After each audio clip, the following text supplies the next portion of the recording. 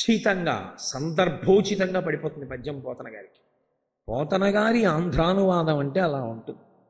ఎందుచేత అంటే పోతన గారు మహనీయమూర్తి. ఆయన యజ్ఞవరాహమూర్తి గురించి ఆంధ్రీకరిస్తున్నారు పర్ణశాలలో కూర్చుని. బయట రాజు పోతన గారు అంకితం ఇమ్మంటే భాగవతం నాకు ఇవ్వనంటున్నారు, వెళ్ళి నిగ్రహించి తీసుకురమ్మని సైన్యాన్ని పంపించాడు. సైన్యం వచ్చారు. పెద్ద అడవి పంది ఒకటి పడుకుని గుర్గరించింది వాళ్ళ వంక చూసి. వాళ్ళు భయపడిపోయి ఆ పందిని చూసి వెనక్కి వెళ్ళిపోయారు. మహారాజే వచ్చాడు సైన్యంతో. దాన్ని చూసి రాజు కూడా భయపడిపోయాడు. చాలాసేపు అలాగే ఉన్నాడు. కొంతసేపటికి ఆ పంది వెళ్ళిపోయింది. ఇంత పెద్ద పంది పడుకుని కాపాడుతోంది ఈయన పర్ణశాలని, ఆశ్చర్యంగా ఉంది అని లోపలికి వెళ్ళాడు. వెళ్ళి నమస్కారం చేసి, అయ్యా నేను మీ దగ్గర భాగవతాన్ని ఎలా అయినా బలవంతంగా పుచ్చుకోవాలని అడగడానికి వచ్చా, కానీ నేను లోపలికి వద్దామనుకుంటుంటే బయట ఒక పెద్ద పంది పడుకుని గుర్గరిస్తూ ఉంది, మేము లోపలికి రాలేకపోయాం. ఆ పంది పడుకుంటే మరి అంత గుర్గరిస్తే మాకే భయం వేసిందే, లోపల మీకు వినపడలేదా అని అడిగారు. అంటే పోతన గారు అన్నారు, నేను యజ్ఞవరాహమూర్తి ఆవిర్భావ ఘట్టాన్ని ఆంధ్రీకరిస్తున్నాను. బహుశः నన్ను రక్షించడానికి నా స్వామి బయట పడుకుని కాపాడి ఉంటాడు అన్నారు. అంతటి మహనీయమూర్తి పోతన గారు.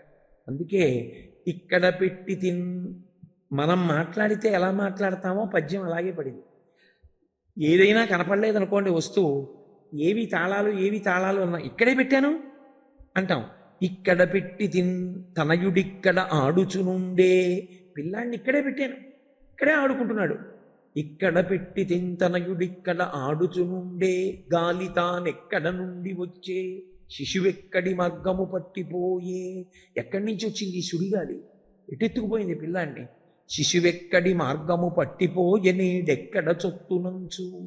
ఎక్కడికెడతాను నేను ఈ సుడిగాలి వెనకాతల అని అసితేక్షణ గ్రేపు తెరంగు కిన్నయ్యి ప్రొక్కుచువాలు గోవు క్రియ భూస్థలివాలె దురంత చింతయ్యి.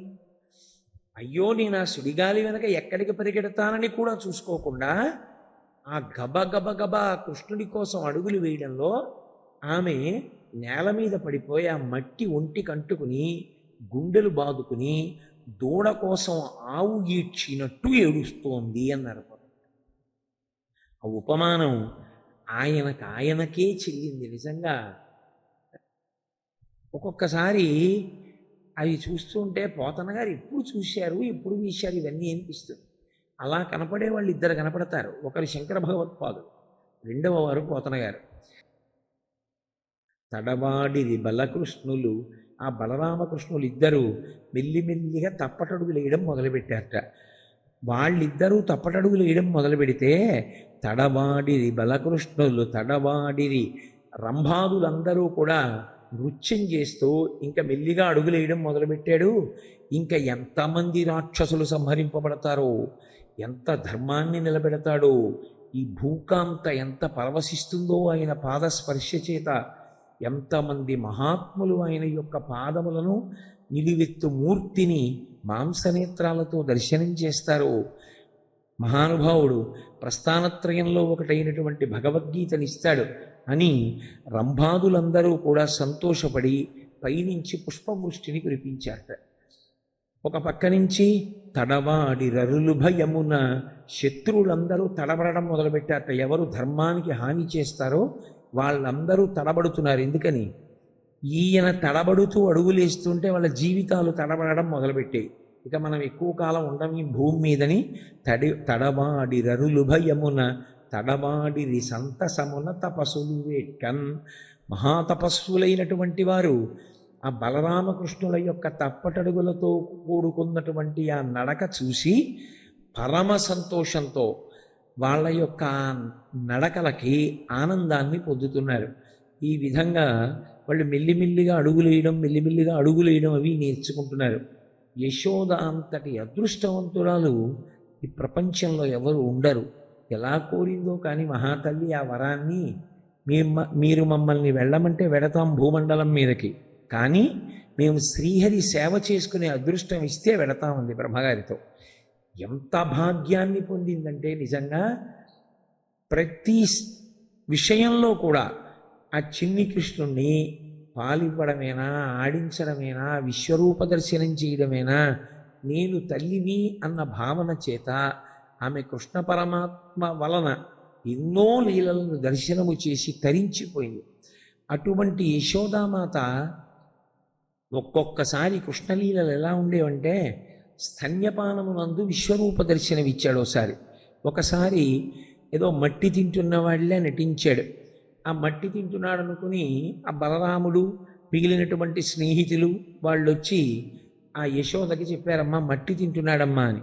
అంటే ఆవిడ ఎందుకురా మట్టి తింటున్నావు, మట్టి తినద్దని చెప్పాను కదా నీతోటి, ఇంట్లో ఇన్ని పాలు ఉన్నాయి, ఇంత పెరుగుంది, ఇంత వెన్న ఉంది, ఇంత నెయ్యి ఉంది, ఎందుకు మట్టి తింటున్నావు అని అడిగితే నిజంగా తల్లి దగ్గర ఎంత బుకాయించేసేవాడో.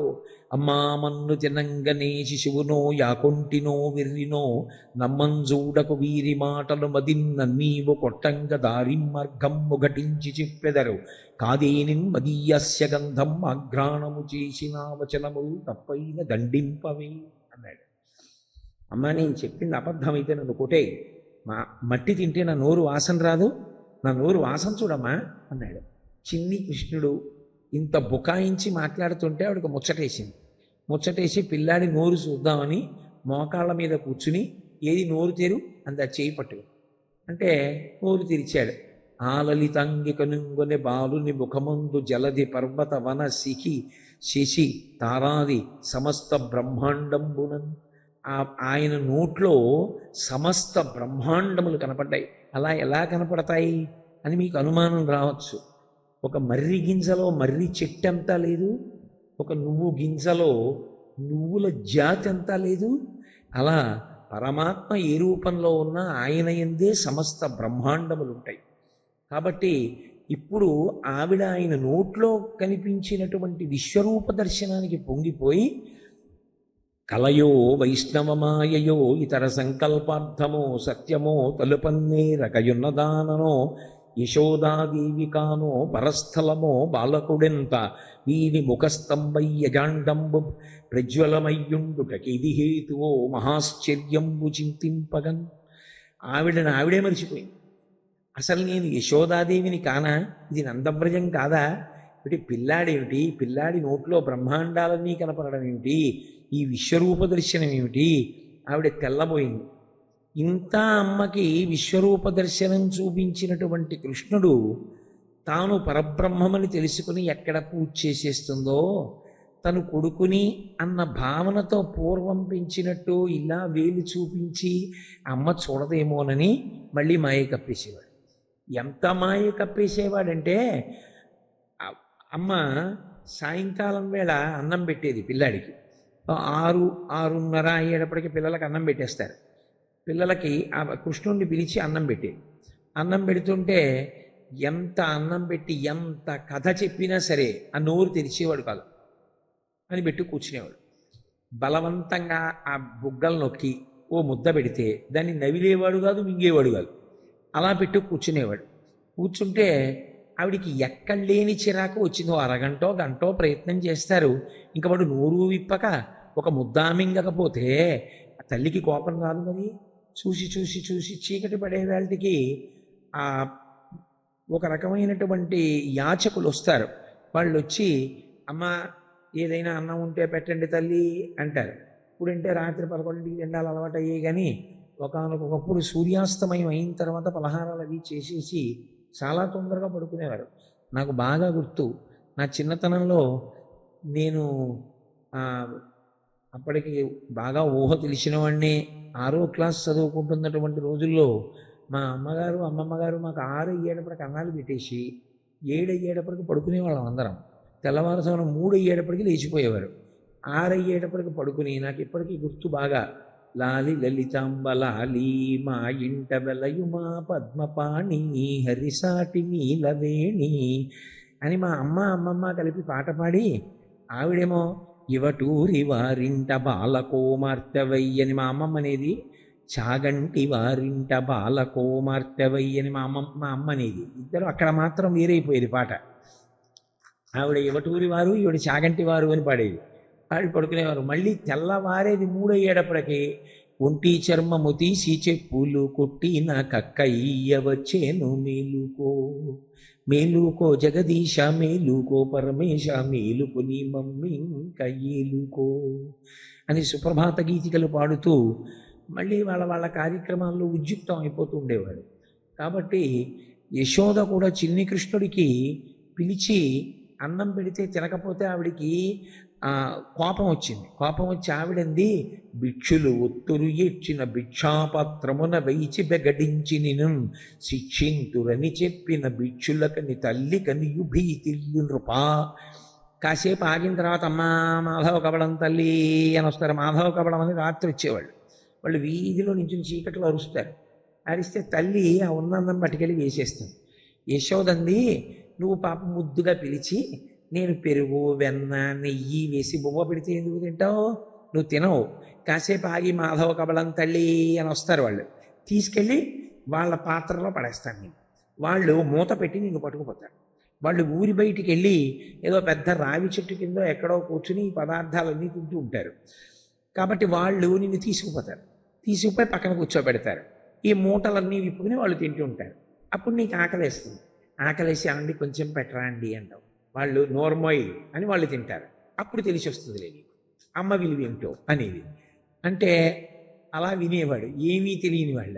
నిజంగా ఎవడో వచ్చి అమ్మా మాధవ కబలం తల్లి అనేవాడు. అనేటప్పటికీ ఎక్కడ అమ్మన తనని తీసుకెళ్ళి ఆ భిక్షాపాత్రలో నిజంగా వేసేస్తుందో అన్నట్టుగా గభాలను లేచిపోయి అమ్మ కాళ్ళు రెండు వెనక నుంచి పట్టేసుకుని ఆ కాళ్ళ మధ్యలో బుర్ర పెట్టేసి వదలరా అని వెనక్కి తిరిగి ఎంత చేయి తీసినా అమ్మ నన్ను తీసుకెళ్ళి మాధవ కబలంకి వేసేకమ్మా, అమ్మ నన్ను వాళ్ళ పాత్రలో వేసేకమ్మా అంటే, అయ్యో ఇంత పిచ్చాడేమిటి, ఇంత అమాయకుడు, నేనే భ్రాంతి పడ్డాను, నేను విశ్వరూప దర్శనం చేయడం ఏమిటి పిల్లాడి నోట్లో అని పాపం అప్పటికప్పటికే మరిచిపోయేది ఆవిడ. భిక్షులు ఒత్తులు ఏడ్చిన భిక్షాపాత్రమున వేయిచి బెగడించి నిను శిక్షింతుర చెప్పిన భిక్షులకని తల్లి కనియు భీతిల్లు నృపా. ఏమనుభవించారో పోతన గారు, నిజంగా మహానుభావుడు. ఆ భాగవతం చదువుతుంటే ఎంత ఆనందంగా ఉంటుందో. చదవడం ఏమిటి, హాయిగా అయ్యో ఇలా పౌర్ణమి వచ్చిన రోజున మేడ మీద పడుకుని ఆ భాగవతంలో పద్యాలన్నీ ఏకరవ పెట్టుకుంటుంటే ఎంత సంతోషంగా ఉంటుంటుందో. కాబట్టి ఒక్కొక్క రోజున పాలు తాగేవాడు కాదు. అమ్మ ఎందుకమ్మా పాలు తాగాలనేవాడు. పాలు తాగితే నీ జుట్టు పెరుగుతుంది రానేదమ్మ. వెంటనే ఆ పాత్ర అమ్మ చేతిలోంచి తీసేసుకుని పూర్తిగా తాగేసి ఆ పాల నురుగు నోటికి అంటుకున్నాక ఇలా జుట్టు పైకి తీసి అమ్మ నా జుట్టు పెరిగిందా అమ్మ అనేవాడు. అంటే తల్లి ఓ నవ్వుకుని పోన్లే ఇవాళకి పాలు తాగేశాడు కదా అనుకునేది. ఇన్ని ఆటలాడాడు యశోదతో. బహుశా పరబ్రహ్మము ఏ అవతారమునందు కూడా తల్లితో ఇన్ని లీలలు చేయడం, ఇంత ఆడుకోవడం ఎక్కడా కనపడదు. ఇవన్నీ కృష్ణలీలలు ఎందుకు వచ్చాయంటే ఇవి చదువుకోవడానికి, అర్థం చేసుకోవడానికి, మనసు మీద ముద్ర పడడానికి పెద్ద సాధన అక్కర్లేదు. దీనికి అంతటికీ ఏదో బ్రహ్మాండమైన వేదాంతం అంతా నేర్చేసుకుని అయ్యి బాబోయ్ ఇదంతా ఎలా వంట పడుతుందండి అని బెంగపెట్టుకోవడానికి ఏముంది అందులో.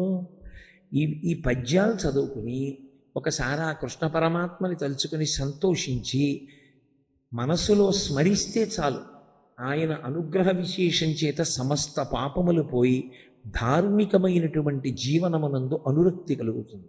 అందుకే శ్రీకృష్ణ లీలలు అంత ప్రఖ్యాతి పొందాయి. అందులో ఒకానొక లీల చాలా గొప్ప లీల. దాన్ని తృణావర్తోపాఖ్యానము అని పిలుస్తారు. అందులో ఒకానొక నాడు యశోదాదేవి కాళ్ళ మీద పిల్లాన్ని పడుకోబెట్టుకుని ఏదో పని చేసుకుంటాను. అకస్మాత్తుగా కృష్ణుడు బరువు అయిపోయాడు ఆవిడికి.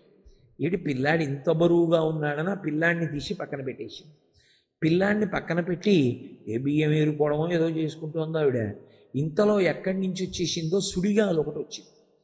మన వైపు భారతదేశం కర్మభూమి, ఇక్కడ వేదం పుట్టింది. ఇది పూజామందిరం.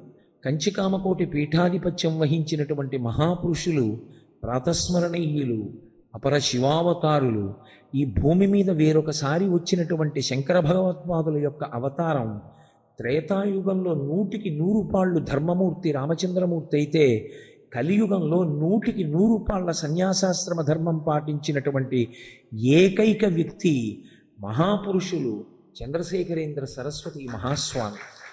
అటువంటి మహాస్వామి వారు తరచుగా ఒక మాట చెప్తూ ఉండేవారు. ఆయన ఈ తృణావర్తోపాఖ్యానంలో ఏది కృష్ణ పరమాత్మ యొక్క లీలలో ప్రతిపాదింపబడిందో ఆ లీలలో ప్రతిపాదింపబడినటువంటి విషయాన్ని తరచుగా లోకానికి బోధ చేస్తూ ఉండేవారు.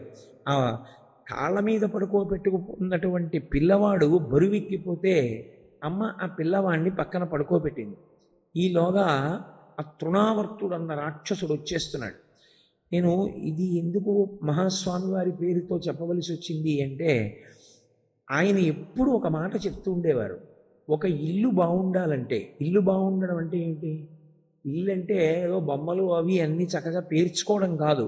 ఇంట్లో ఉన్న వాళ్ళందరూ మనశ్శాంతిగా ఉండాలి, ఇంట్లో ఉన్న వాళ్ళందరూ సంతోషంగా ఉండాలి. అంటే ఇంట్లో ఉన్నటువంటి పూజా మందిరంలో ఉన్నటువంటి స్వామి అనుగ్రహ ప్రకటనం చేసిన వాడై ఉండాలి. అంటే ఆయన యందు భక్తితో ఉంటే, ఆయన ప్రసన్నుడైతే ఆ ఇల్లు పరమ ప్రశాంతంగా ఉంటుంది. ఆయన అనుగ్రహప్రదాతగా లేకుండా, ఆయన ఆ ఇంటి యజమాని మీద చీకాకుగా ఉన్నాడనుకోండి, ఆ ఇల్లు ఎలా బాగుంటుంది? ఈ ప్రపంచం అంతా కూడా బాగుండాలంటే ఈ ప్రపంచానికంతటికీ పూజాగృహం భారతదేశం. ఎందుకని అంటే ఇది కర్మభూమి, ఇది వేదభూమి, ఇది యజ్ఞభూమి. ఇక్కడ జరిగినటువంటి పూజలు, ఇక్కడ జరిగినటువంటి యజ్ఞయాగాది క్రతువుల వల్లే మిగిలిన దేశాలన్నీ బాగుంటాయి తప్ప ఈ దేశం భోగభూమి కాదు. అటువంటి పూజామందిరమైనటువంటి భారతదేశంలో వైదిక ధర్మానికి ఎనలేనటువంటి పట్టు.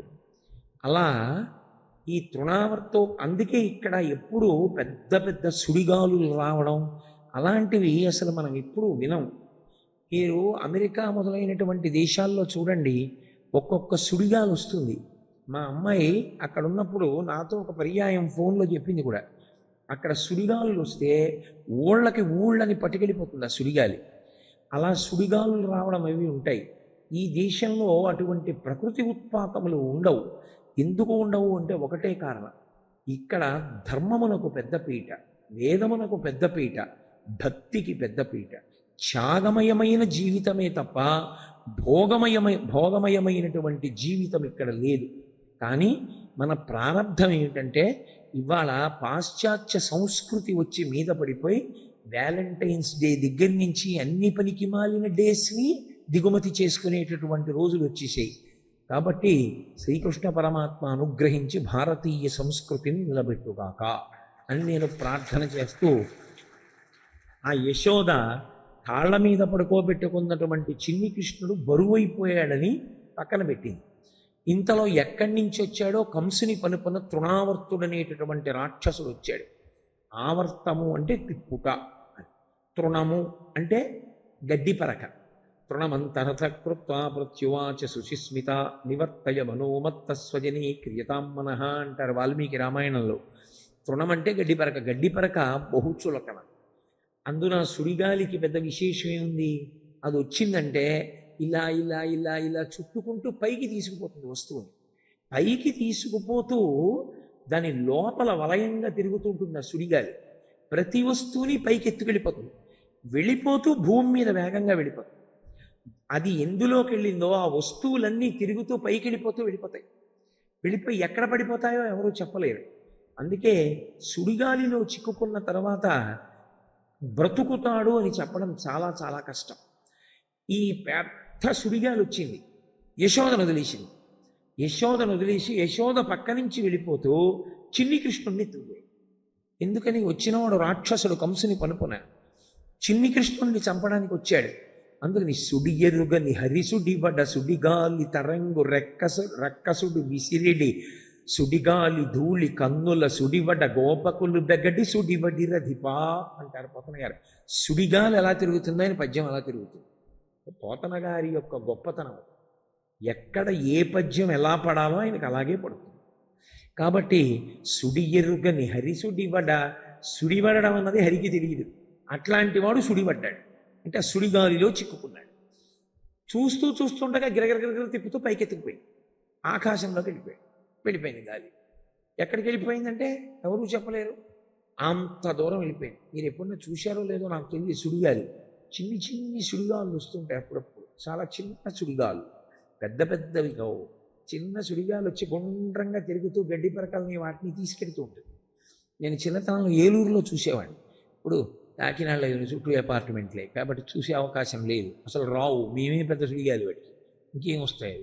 కాబట్టి సుడి ఎరుగని హరిసుడి వడ సుడిగాలి తెరంగు రక్కసుడు విసిరెడి సుడిగాలి ధూళి కన్నుల సుడివడ గోపకులు బెగడి సుడివడి రధిపా.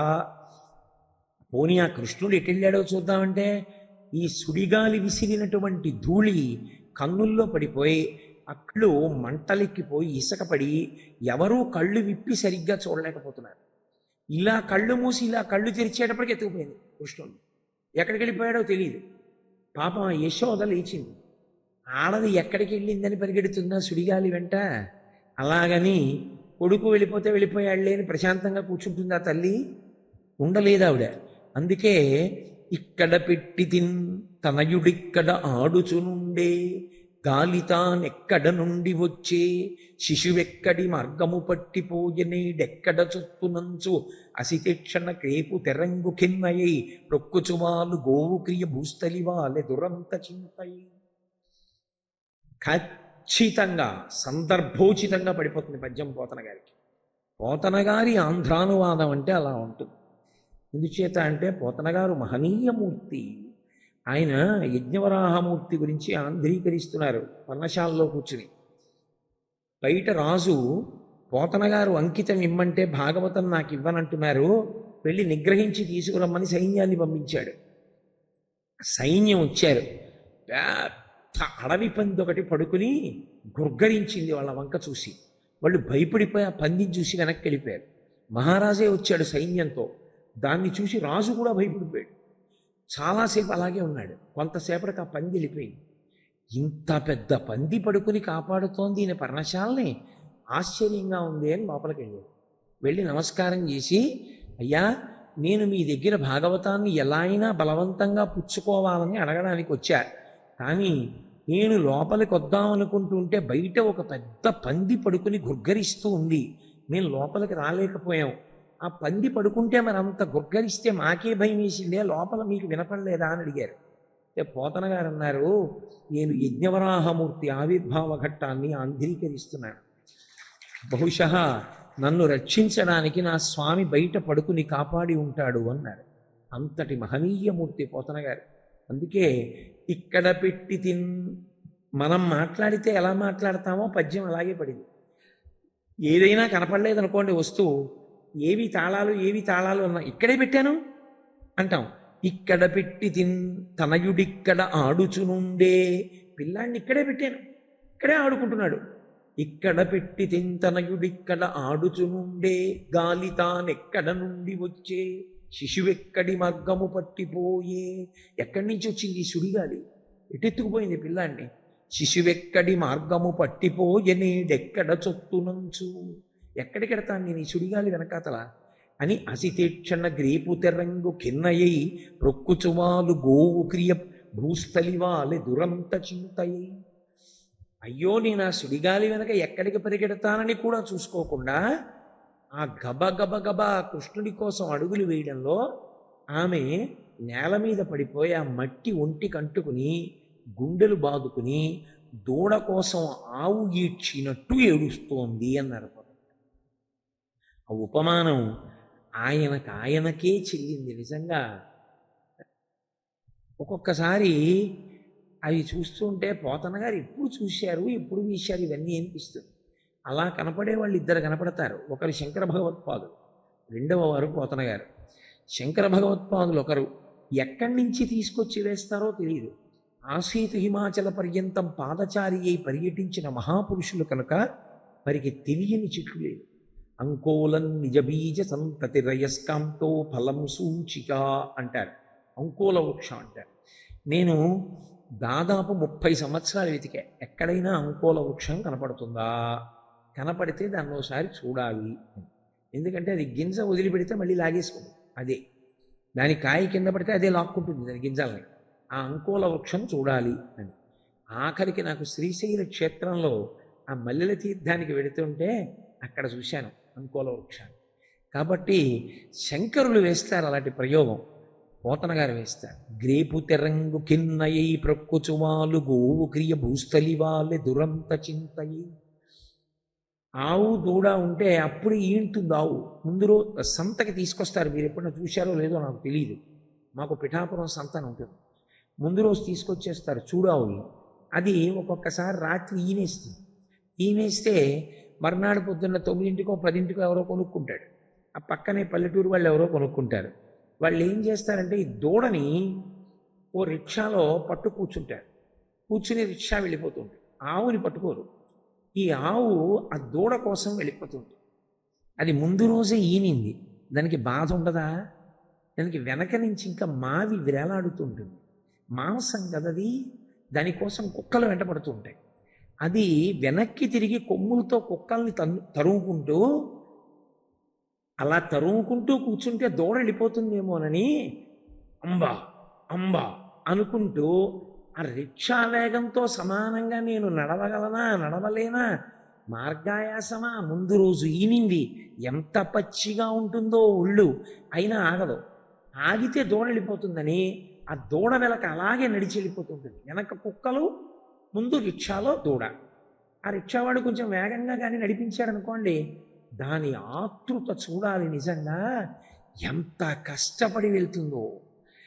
దూడ మీద ఆవుకుండేటటువంటిది ప్రేమ అనన్య సామాన్యం. అందుకే ఒక్క గురువు గారికి ఉంటుంది శిష్యుడి మీద వాత్సల్యం.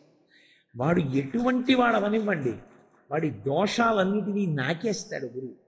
అందుకే గురువుకి పూర్వ జీవితంతో సంబంధం ఉండదు. వాడు గతంలో ఎవరు ఆయనకు అనవసరం, ఆయన ఇప్పుడు ఎవరు మారి ఉన్నాడు అంతే కావచ్చు. మార్పు కదు కావాలి, నీకెందుకు ఆయన యొక్క పూర్వ జీవితం నీకెందుకు? తెలుసుకునే ప్రయత్నం కూడా గురువు చేయడు, మార్చే ప్రయత్నం ఒకటే గురువు చేస్తాడు. అందుకే వాత్సల్యం గురువుది. అలాగే గోవుది వాత్సల్యం, అందుకే గోవత్సము అని పిలుస్తారు. శిష్యుణ్ణి గురువు వత్సా ఇలారా అంటాడు మళ్ళీ. అందుకే పుట్టిన దూడని తాను మాంసాహారి కాకపోయినా తన నాలుకతో మావినంతటినీ శుభ్రం చేసే ప్రాణి ఆవు ఒక్కటే సృష్టిలో. అంత గొప్పది ఆవు. కాబట్టి ఎక్కడి నుంచి తీసుకొచ్చి వేశారో పోతన గారు, పల్లెటూళ్ళల్లో వ్యవసాయం చేసిన వారు కదూ, చూసి ఉంటారు రోజు. అందుకే అద్భుతమైన ఉపమానం పడిపోయింది. ఇక్కడ పెట్టి తింతనయుడిక్కడ నాడుచునుండే గాలితానెక్కడ నుండి వచ్చే శిశువెక్కడి మార్గము పట్టిపోయనీడెక్కడ చొత్తునంచు వసితి క్షణ క్రేపు తెరంగు కిన్నయి ప్రొక్కుచువాలు గోవు క్రియ భూస్థలివాలి దురంత చింతయి అని పాపం పరిగెడుతోంది ఆవిడ. ఈ తృణావర్తుడు పైకి పైకి పైకి పైకి పైకి పైకి తీసుకెళ్ళిపోతున్నాడు కృష్ణుణ్ణి. ఎందుకు అలా తీసుకెళ్ళడం అంటే, ఆ పైకి తీసుకెళ్ళి వదిలిపెట్టేస్తే చిన్ని కృష్ణుడు కింద పడిపోయి రాళ్ల మీద ప్రాణం వదిలేస్తాడు. అందుకుని ఎత్తుకుపోతున్నాడు. ఈయనేం చేశాడు, వాడు ఎంత పైకి తీసుకెళ్తుంటే ఈయన అంత గట్టిగా వాడి కంఠం బిగించేశాడు. చేతులు రెండింటితో కంఠం పట్టుకున్నాడు. పిల్లలు ఏదైనా భయం వేసిందనుకోండి గట్టిగా పట్టేసుకుంటారు. వాళ్ళకి భయం ఎక్కువ అవుతున్న కొద్దీ పట్టేసుకుంటారు.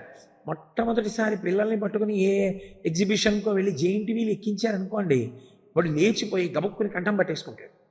వాడికి అదో ధైర్యం కంఠం పట్టేసుకుంటే. అలా చిన్న పిల్లాళ్ళ భయపడిపోయిన వాళ్ళ కంఠం పట్టుకున్నాడు ఆ తృణావర్తుడు. ఎలా పట్టుకున్నాడు అంటే, ఏదో పిల్లాళ్ళ పట్టుకోలేదు, ఒక 10 పర్వతాలు కలిపితే ఎంత బరువు ఉంటుందో అలా పట్టుకున్నాడు. వాడు కింద పడిపోవడం మొదలుపెట్టాడు. నేరకపోయి నిన్నెత్తుకొచ్చాను, ఇదేమిట్రా బాబు నా కంఠం పట్టుకున్నాను, వదులు అంటాడు వాడు. పూతనాంది చన్ను విడువుము చాలు నన్నుచు వదిలేడా. ఈయన పట్టుకున్నాడు, ఈయన వదలడు.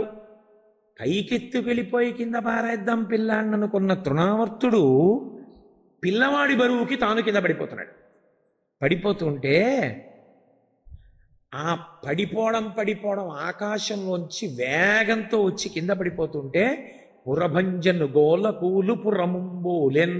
పోతన గారు ఎక్కడ శివకేశవుల మధ్య భేదాన్ని పాటించారు కవిత్వంలో. అందుకే ఒక్కసారి ఆ పైనుంచి కిందకి ఎలా పడిపోయాడు అంటే, పురభంజను గోలకూలు పురముంబోలెన్. పురభంజనుడు అంటే త్రిపురములను కొట్టినవాడు పరమశివుడు. పరమశివుడు త్రిపురములను ఎలా కొట్టేశాడో అలా ఆ పై నుంచి తృణావర్తుడిని కిందకి లాగేశాడు. లాగేస్తే ఆ తృణావర్తుడు వచ్చి రాళ్ల మీద పడిపోయి ఆ శరీరం అంతా భగ్నంగా కుడై ఆ శరీరం అంతా ముక్కలైపోయి ఆ రాక్షసుడు చచ్చిపోయాడు.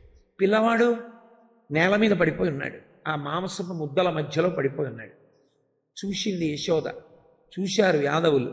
అయ్యయ్యయ్యయ్యో, పిల్లవాడు ఇంత పెద్ద రాక్షసుడు పైకెత్తుకెళ్ళాడు, అక్కడి నుంచి కింద పడిపోయాడు, ఈ రాక్షసుడు చచ్చిపోయాడు, ఈ పిల్లవాడు పడిపోయాడు, ఏమైపోయిందో అని వాళ్ళు బెంగ పెట్టేసుకుని ఆ పిల్లవాడిని ఎత్తుకున్నారు. ఎత్తుకుంటే పాపం వాళ్ళది అమాయకమైనటువంటి ప్రేమ. భక్తి అన్న మాటకు అర్థం ఏమిటంటే ప్రేమ. చాలా తేలికగా అర్థం అవ్వాలంటే ప్రేమ. ప్రేమ అన్న మాటని సక్రమంగా అర్థం చేసుకోవాలి. నేను ఇవాళ రేపు వాడుతున్న దిక్కుమాలిన సందర్భంతో కూడిన ప్రేమ గురించి నేను మాట్లాడటం లేదు. ప్రేమ అన్న మాట ఎప్పుడు ఎక్కడ వాడినా అది ప్రతిఫలమును ఆశించనిది అని గుర్తు. దానికి ప్రతిఫలం ఆశించదు. నాకు ఇది ఇస్తే అన్న కోరిక ఉండదు. అసలు బలవంతంగా నొక్కి పెట్టడం కాదు, ఎవరు చూడకపోతే పుచ్చుకుందామన్న కోరిక కాదు. అసలు ప్రతిఫలాన్ని ఆశించడం ఉండదు. నాకేమైనా జరుగుతుందా అన్న కోరిక ఉండదు. తనంత తాను ప్రేమ సహజంగా ఉన్నటువంటి వ్యక్తులు ఈ లోకంలో ముగ్గురే ఉంటారు.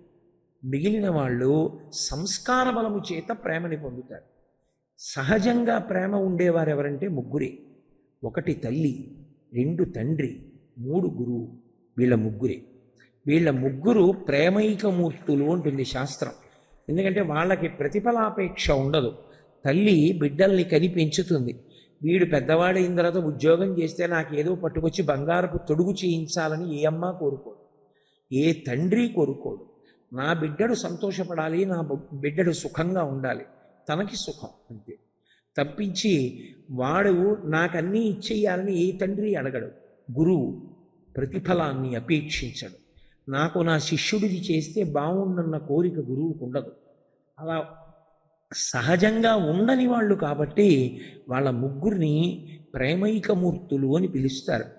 ఆ ప్రేమ గురించి నేను మాట్లాడుతున్నాను. కాబట్టి ఇప్పుడు కింద పడిపోయినటువంటి పిల్లవాణ్ణి ఎత్తుకుంది అమ్మ.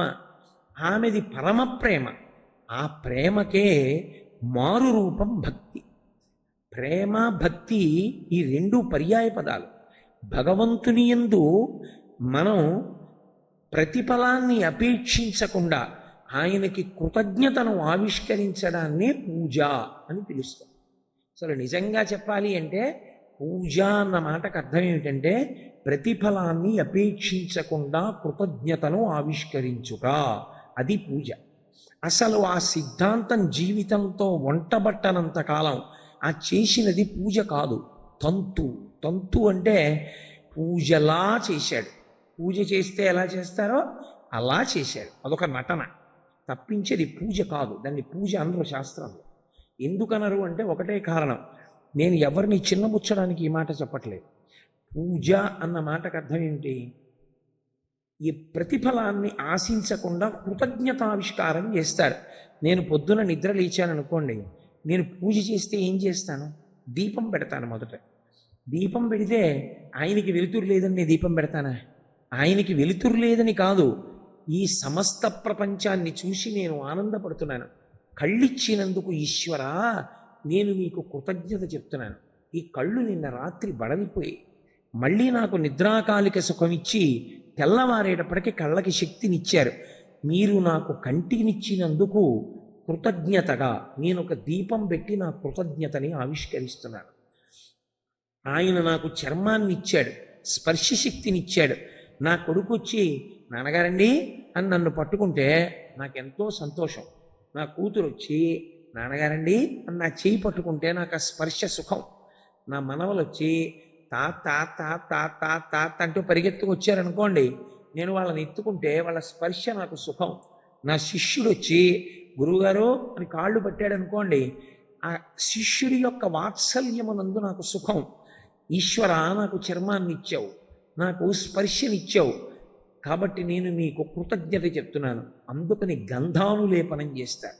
అందుకే అలా అమ్మవారికి పంచసంఖ్యోపచారిణి, అందుకే అమ్మవారి విషయంలో అంటే పూజ విషయంలో ప్రతి ఇంటా తప్పకుండా జరగవలసినవి ఏవి అంటే గంధ ధూప దీప నైవేద్యములు పుష్పార్చన. ఈ 5 తప్పకుండా జరగాలి. ఎందుకని అంటే అవి ఒక్కొక్క ఇంద్రియానికి కృతజ్ఞత చెప్తాం. దీపము చేత కన్ను, గంధము చేత చర్మము, అలాగే ఏదో ఆ, మనకి ఇచ్చింది ఇది చెవు. ఈ చెవి అనేక శబ్దాలు వింటాం. ఇన్ని శబ్దాలు విన్నందుకు కృతజ్ఞత పుష్పార్చన. చెవికి పువ్వుకి సంబంధం ఏమిటంటారేమో, తుమ్మెదల యొక్క జంకారములన్నీ పువ్వుల కోసమే. మీరు తేనె గిన్నెలో పోసిన తుమ్మెద తాగదు, అది పువ్వులోని ఆ తేనెనే తాగుతుంది. అందుకే తుమ్మెదల జంకారములు పువ్వుల కోసం. అందుకని మనం చేసేటటువంటి నామాలతో కూడినటువంటి పూజ చెవిచ్చినందుకు ఎన్ని ధనులు విని సంతోషిస్తున్నాం. చెవులిచ్చినందుకు కృతజ్ఞత పువ్వులు. నాలుకిచ్చాడు, ఎన్ని రుచులు అనుభవిస్తున్నాం, ఎంత సంతోషిస్తున్నాం తిని. అందుకని ఈశ్వర మీకు నైవేద్యం. అలాగే ఆయన మనకి ముక్కు ఇచ్చాడు. ముక్కు ఉంది కాబట్టి వాసన పీలుస్తున్నాం. వాసన పీల్చి సంతోషాన్ని పొందుతున్నాం కాబట్టి ఈశ్వరుడికి ధూపం వేస్తాం. అందుకని 5 ఇంద్రియములు ఇచ్చి ఇన్ని భోగాలు అనుభవించడానికి కారణమయ్యాడు ఈశ్వరుడు. మీరు తొందరపడకండి, ఒక్క విషయం ఆలోచించండి. శరీరం అంతా ఇచ్చి ఈశ్వరుడు కళ్ళు, ముక్కు, చెవి, నాలుక, చర్మమునకు స్పర్శ శక్తి, ఈ 5 తీసిచ్చాడు అనుకోండి. సుఖము దుఃఖము ఈ 2 మాటలు ఉంటాయా ఆలోచించండి. ఉండవిహ. కళ్ళు లేవు, చూడలేడు. చెవులు లేవు, వినపడదు. ముక్కు లేదు, వాసన తెలియదు. నాలుకకి రుచి తెలియదు. చర్మానికి స్పర్శ తెలియదు. మలమల మాడిపోతున్న ఇనప ముక్క తెచ్చి నాలుక మీద పెట్టారనుకోండి, తెలియదు. ఎందుకంటే దానికి స్పర్శ లేదు, రుచి లేదు. ఎదురుగుండా వెంకటేశ్వర స్వామి వారు వచ్చి నిలబడినా, భూతం వచ్చి నిలబడినా తెలియదు. కళ్ళు లేవు. అది వీణ వాయించనివ్వండి, భాగవతం చెప్పనివ్వండి, వినబడదు. చెవులు లేవు.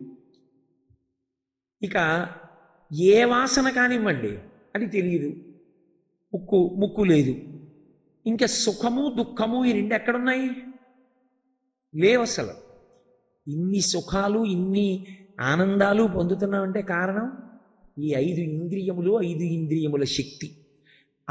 అవి బడలిపోతే మళ్ళీ రాత్రి నిద్రాకాలిక సుఖమిచ్చే సుఖమునందు వీటికి మళ్ళీ శక్తినివ్వడం. అందుకని ఈశ్వరుడికి కృతజ్ఞత చెప్తాం పూజలు. అసలు ఆ భావనే లేకుండా బతికున్నంతకాలం దీపంలో 2 ఎత్తులైనా 3 ఎత్తులైనా 1 ఎత్తైనా దగ్గర ఆగితే ఇంకెప్పుడు పూజ చేస్తావు? అసలు ఎప్పుడు కృతజ్ఞత చెప్తావు ఈశ్వరుడికి?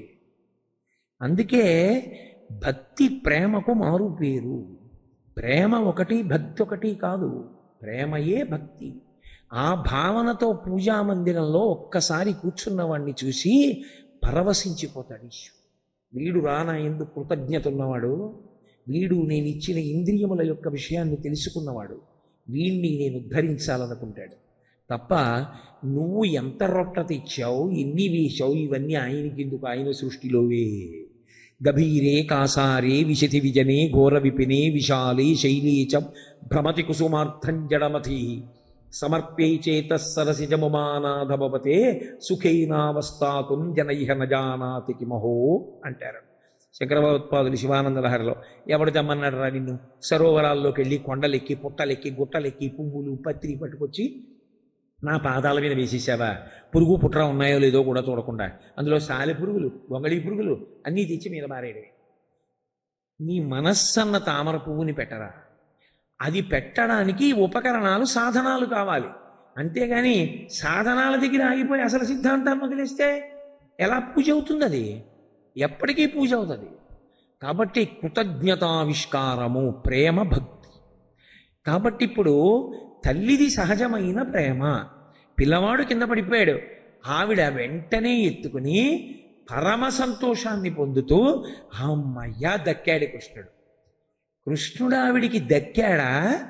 కృష్ణుడు ఆమెకి దక్కింపబడ్డాడా ఆయన చేత? ఆయనే ఆమెకి దక్కేటట్టుగా అనుగ్రహించాడు. ఆమె ప్రయోజనం వల్ల ఆయన దక్కలేదు, కానీ ఆవిడికి అవన్నీ అక్కర్లేదు. అది భక్తి. భక్తి యందు ఏ ఇతర విషయముతో సంబంధం ఉండదు, పరవశం ఉంటుందంతే. అందుకే ఆయన యశోద పట్ల ఆ ప్రేమని అంతగా నిలబెట్టేసుకున్నాడు కృష్ణలీలలో. ఈ తత్వము ఒకసారి అర్థమైందనుకోండి, అసలు భగవంతుడితో మనకు ఉండవలసిన అనుబంధం ఎటువంటిది అన్నది అర్థమవుతుంది. లేనంతకాలం అర్థం పర్థం లేని స్థితిలో ఆగిపోతుంది ఆ పూజ. అందుకే ఇప్పుడు ఆవిడ ఆ పిల్లవాడిని తీసుకెడుతుంటే పోతన గారు ఒక అద్భుతమైన మాట చెప్పారు. రక్షణము లేక సాధుడు రక్షితుడగు సమత చేసి రాయుడులందున్ రక్షణలు వేయి కలిగిన శిక్షితుడగు కలుడు పాప యుక్తి నిభంగిన్ అన్నారు. రక్షణలు వేయి కలిగిన శిక్షితుడగు కలుడు, ఎన్ని రక్షణలు పెట్టుకోనివ్వండి, చుట్టూత ఎంత రక్షణ ఉండనివ్వండి, ఆయన చేసిన పాపములు ఆయన్ని కట్టి కొడపాలనుకున్నాడు. ఈ పెట్టుకున్న రక్షణలేవి అతను మరణించకుండా ఆపలేవు. రక్షణలు వేయి కలిగిన శిక్షితుడగు కలుడు పాప చిత్తుండగుటన్. అదే రక్షణము లేక సాధుడు రక్షితుడగు సమత చేసి రాయుడులందున్. ఏ విధమైనటువంటి రక్షణలు చుట్టూ పెట్టుకోకపోయినప్పటికీ భగవంతుని యందు భక్తి కలిగిన వాడు, 10 మందికి ఉపకారం చెయ్యాలనేటటువంటి బుద్ధి మనస్సులో ఉన్నవాడు, అటువంటి వాడికి రక్షణ లేకపోయినా ప్రమాద సందర్భమైనటువంటి కాలం ఏర్పడినప్పుడు వాడు రక్షింపబడతాడు. ఎందుకు రక్షింపబడతాడంటే వాని యందు దైవానుగ్రహము ప్రసరించి ఇంకొక 10 నిమిషాల్లో ప్రమాదం జరగాలగా వాడు ఆ ప్రదేశం నుంచి వెళ్ళిపోతాడు. ఎందుకో ఏ కారణానికో వెళ్ళిపోతాడు అంతే. అలా ఎందుకు జరుగుతుంది అంటే పోతన గారు జవాబు చెప్పారు. రక్షణము లేక సాధుడు రక్షితుడగు సమత చేసి రాయుడులందున్. వాడు సాధు పురుషుడు కనుక, భక్తి తత్పరుడు కనుక, భగవంతుణ్ణి నమ్మి ఉన్నాడు కనుక వాడు రక్షింపబడతాడు. ఇప్పుడు ఆ తల్లి పిల్లవాణ్ణి ఎత్తుకునంది, గత జన్మంబులనేమి చేసితిమో, యాగశ్రేణులేమేమి చేసితిమో, ఎవ్వరికేమి పెట్టితిమో, ఏ చింతారతిన్ పొద్దుపుచ్చితిమో, సత్యంబులనేమి పల్కితిమో, ఏ సిద్ధాశ్రమమునం త్రొక్కితిమో, ఇప్పుడు చూడగంటి మిచటన్ కృష్ణార్భకుం నిర్భయం. అన్యాపదేశంగా పోతన గారు బిడ్డలు దక్కడానికి, బిడ్డలకు వచ్చేటటువంటి గండాలు పోవడానికి ఒక గృహస్థు చెయ్యవలసినటువంటి కర్తవ్యాలు చెప్పారు. గత జన్మంబులనేమి చేసితిమో, యాగశ్రేణులు ఏమేమి చేసితిమో, ఓ యజ్ఞమో యాగమో చేసింది ఉండాలి. ఎవ్వరికి ఏమి పెట్టితిమో, ఉట్టినే రమ్మంటే వస్తారా మహాత్ములు? జీవితం పండింది అనడానికి అదృష్టం ఏమిటంటే మహాత్ములైనటువంటి వారు, పరమభక్తి తత్పరులైనటువంటి వారు ఇంట్లోకి రావడమే. వాళ్ళు రావడమే జీవితం పండిందనడానికి గుర్తు. ఎందుకంటే వాడికి ఏం కోరుకుంటుంది, ఎందుకు వస్తాడు? రాడు. కానీ వచ్చాడు అంటే ఈశ్వర శాసనం తీసుకొచ్చింది. అలా తీసుకొచ్చింది అంటే అటువంటి మహాత్ముడి చేతిలో పెట్టిన వస్తువు ఏదుందో దాని వలన విశేషమైనటువంటి ఫలితం. నాకు 20,000 ఇస్తారా 10,000 ఇస్తారా అని సభల్లో చెక్కులు బుక్కి పుచ్చుకునే వాళ్ళ గురించి నేను చెప్పట్లేదు. నేను ఎవరి గురించి చెప్తున్నానంటే నిస్వార్థపరులైనటువంటి వ్యక్తులు. అసలు నాకు భగవంతుడు ఏవివ్వలేదన్న ఆలోచన తప్ప నాకు ఎవరేమిస్తారన్న ఆలోచన వారి యందు ఉండదు. ఇప్పుడు నాకు ఈశ్వరుడు ఏమి ఇవ్వలేదు కనుక, నాకు అన్నీ ఇచ్చాడు కదా, నాకెందుకు ఇంకా అన్న తృప్తి ఉన్నవ. పోతన గారు ఇంత చిరస్మరణీయులయ్యారంటే కారణం వారి యొక్క నిస్వార్థపూరితమైనటువంటి జీవితం. అటువంటి వ్యక్తులు ఎవరుంటారో అటువంటి వ్యక్తులు భగవంతుణ్ణి నమ్ముకుని బ్రతుకుతున్న వాళ్ళు. అటువంటి వాళ్ళు ఎవరుంటారో వాడి చేతిలో పెట్టడానికి అవకాశం కలగడం భగవదనుగ్రహం. అది ఎలా దొరుకుతుంది? అసలు ఆయన చెయ్యి ఎందుకు కిందకు వస్తుంది? పెట్టే చెయ్యి నీది ఎందుకు అవుతుంది? ఆయన ఎందుకు పుచ్చుకుంటాడు? మామూలుగా పెట్టడం వేరు, ఒక మహాత్ముడికి పెట్టడం వేరు. హస్తిమశకాంతర భేదం ఉంటుంది రెండింటికి. ఆ చెయ్యి దొరకదు నీకు మళ్ళీ దొరకమంటే. ఎందుకని? ఒకానొకప్పుడు ఒక బ్రాహ్మణి దరిద్రురాలు, ఉసిరికాయ తప్ప ఇంట్లో ఏమీ లేదు. అది కూడా ద్వాదశి నాడు ఉపవాసం విరమించాలంటే ఉసిరికాయ తప్పకుండా తినాలి. అందుకని ఇంట్లో ఓ ఉసిరికాయ పెట్టారు. ఇంట్లో ఉసిరికాయ ఉంది, బ్రాహ్మణుడు పాపం ఎక్కడో గింజలు ఏరుకోవడానికి వెళ్ళాడు. శంకరాచార్యులు వారు వచ్చారు. అప్పటికి సన్యాసం తీసుకోవాలి ఆ బ్రహ్మచారి. భవతి భిక్షాందేహి అన్నారు.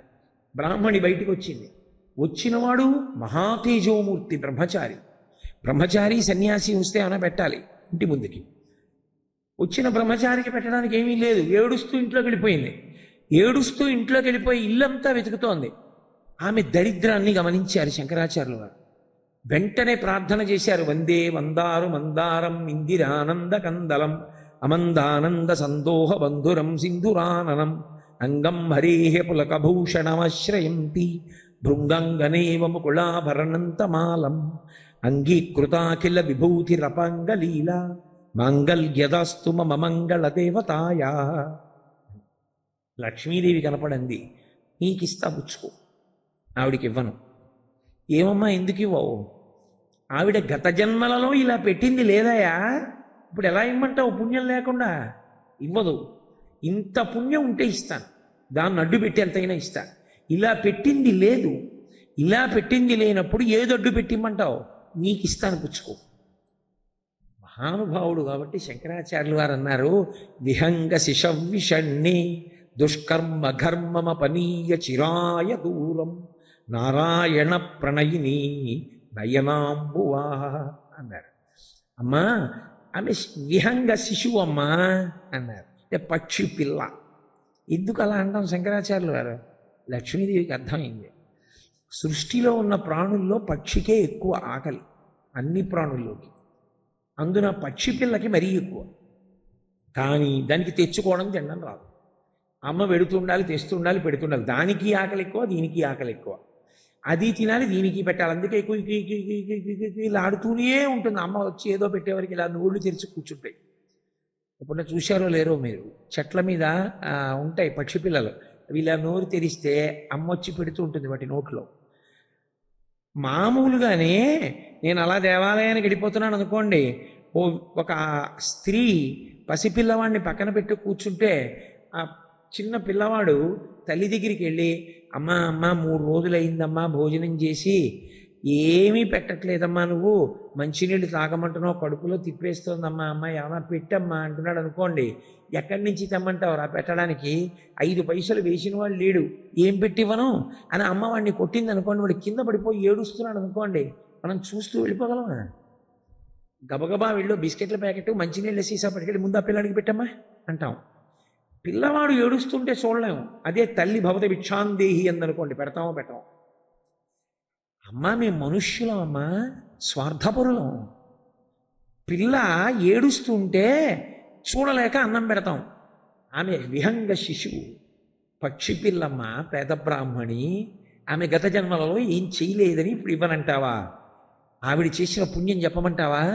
నా చేతిలో ఉసిరికాయ పెట్టింది, ఇవ్వవా అని అడిగారు శంకరాచార్యుల వారు. అమ్మవారు పొంగిపోయింది. శంకర, ఇవ్వకూడదని కాదు, ఎప్పుడో ఇద్దును. ఈ స్తోత్రం నీతో చేయించాలి, భవిష్యత్తులో లోకానికి అందాలని ఇవ్వలేదు, ఇప్పుడు ఇస్తున్నానని బంగారు ఉసిరికలు కురిపించి. నేను ఆ బంగారు ఉసిరికలు కురిసినటువంటి స్థలం వెతుక్కుని వెళ్ళి ఆ ఇంటి ముందు నిలబడి కనకధార చేసి వచ్చాం కూడా. స్వర్ణతుమనాయ్ అని ఇంటి మీద బోర్డు పెట్టుకున్నారు ఇప్పటికే కేరళలో. ఆ ఇంటికి కనకధార కురిసిన స్థలము అని. కాబట్టి ఎవ్వరికేమి పెట్టితిమో, ఏ మహానుభావుడికి పెట్టావో అది ఉత్తినే పోతుందా? అది కాపాడి తీరుతుంది. అందుకు బతికాడు కృష్ణుడు అంటోంది ఆవిడ. ఎవ్వనికేమి పెట్టితిమో, ఏ చింతారతిన్ పొద్దు పుచ్చితిమో. ఏ పనికి మాటలు మాట్లాడుతూ టీవీ చూస్తూ కూర్చుంటే వేరు. ఏమో ఏ రామనామం చెప్పావో, ఏ రామనామం రాశావో, ఏ భాగవతం చదువుకున్నావో, ఎక్కడ భాగవతం విన్నావో ఉత్తినే పోతుందా? అది రక్షిస్తుంది.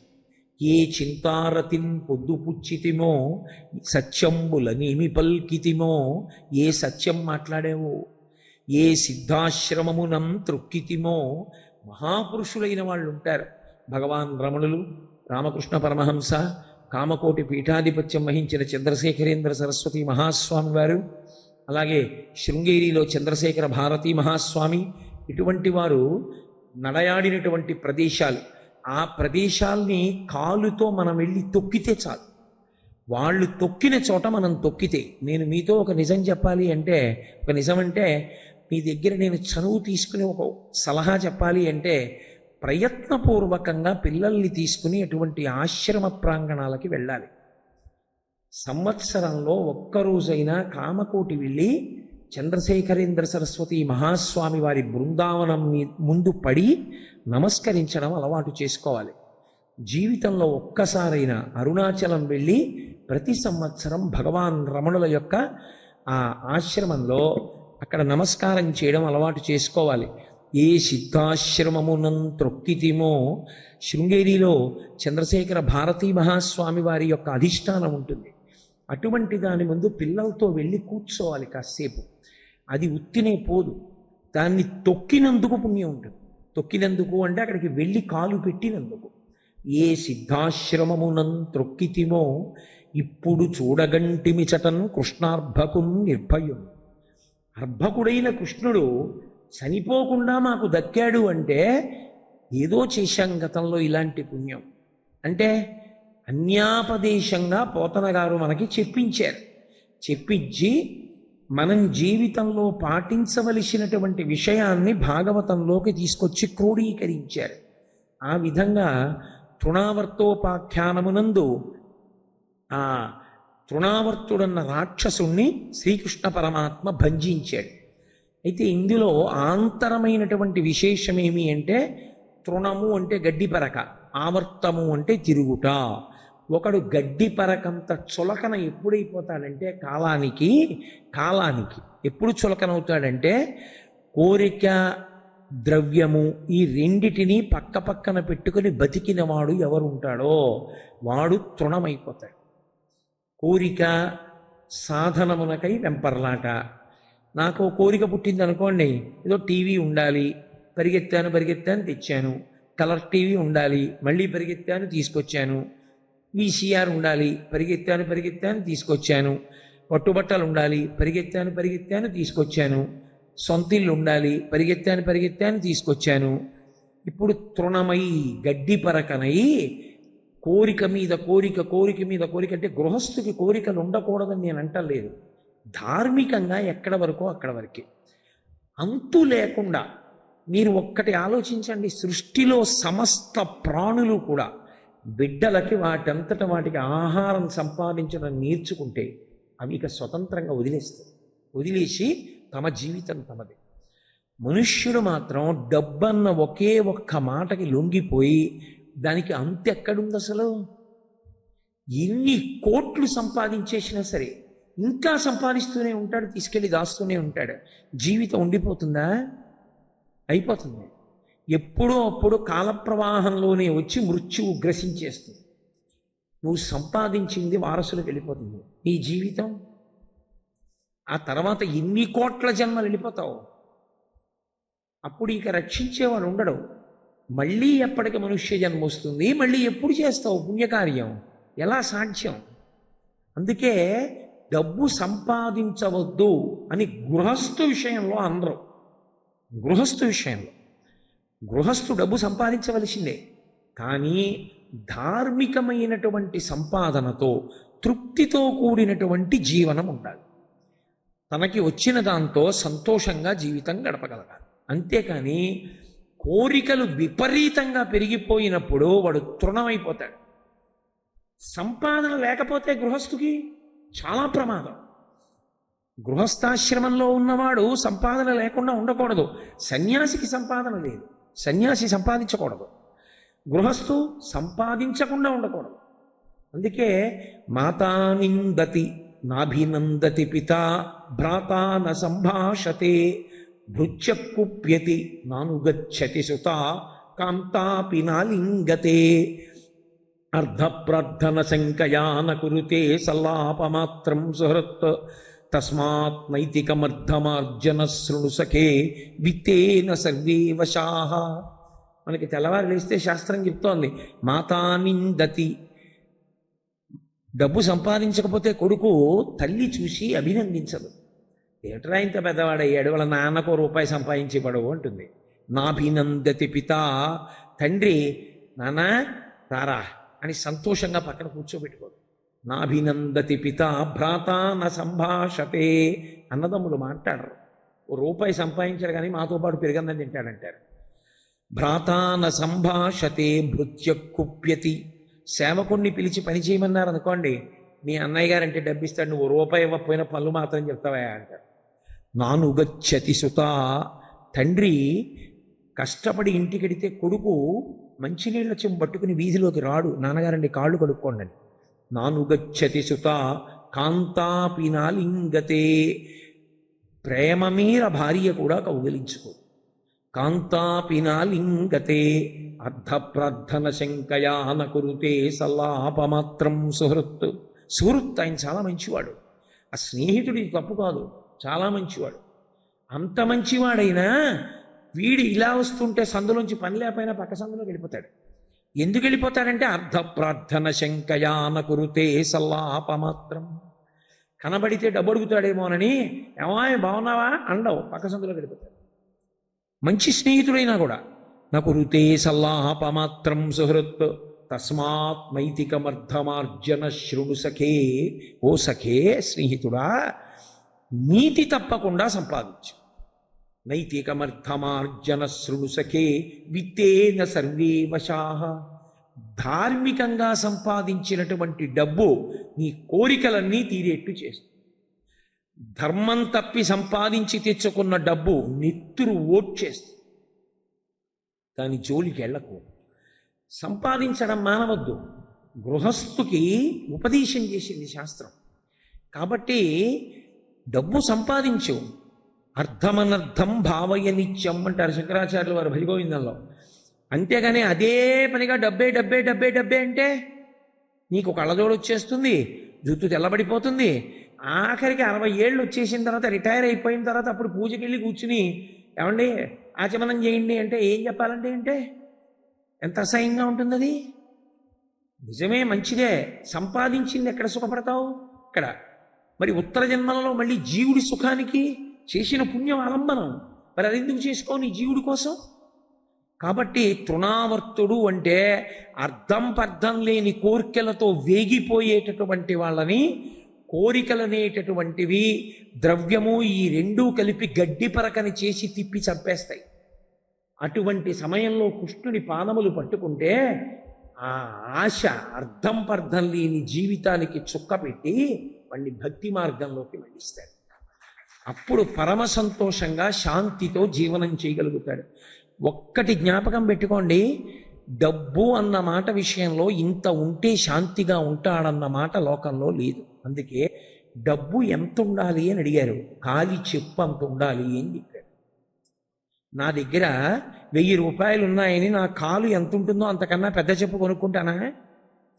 నా దగ్గర ఓ 10 రూపాయలు తక్కువ ఉన్నాయని నా కాలు కన్నా ఓ అంగుళం చిన్న చెప్పు కొనుక్కుంటానా? నా పాదం ఎంత ఉంటుందో చెప్పు అంత కొనుక్కుంటాను. నాకు ఎంత కావాలో అనుకుంటే చాలు. నాకు ఎంత కావాలి అన్న దగ్గరే బుడగ ఊదినట్టు ఊదకూడదు. కాబట్టి అది కృష్ణ పరమాత్మ పాదములు పట్టుకుంటే నీ జీవితాన్ని దిద్దుతాడు, గుర్తుపెట్టుకో. నిన్ను తృణం చేయడు. కాబట్టి తృణావర్తోపాఖ్యానమునందు ఆంతరముగా బోధ, బాహ్యమునందు ఆ తృణావర్తుడన్న రాక్షసుణ్ణి కృష్ణ పరమాత్మ బాలుడిగా ఉండగా సంహారం చేశాడు. కృష్ణుడు ఒక రోజున పిల్లలతో కలిసి ఆడుకుంటున్నాడు. అమ్మ యశోద ఇంట్లో పాలు కాస్తోంది పొయ్యి మీద. ఆడుకుంటున్నవాడు ఒంటి నిండా దుమ్ము చెమట. ఆ పిల్లలతో ఆడుకుంటున్న వాడికి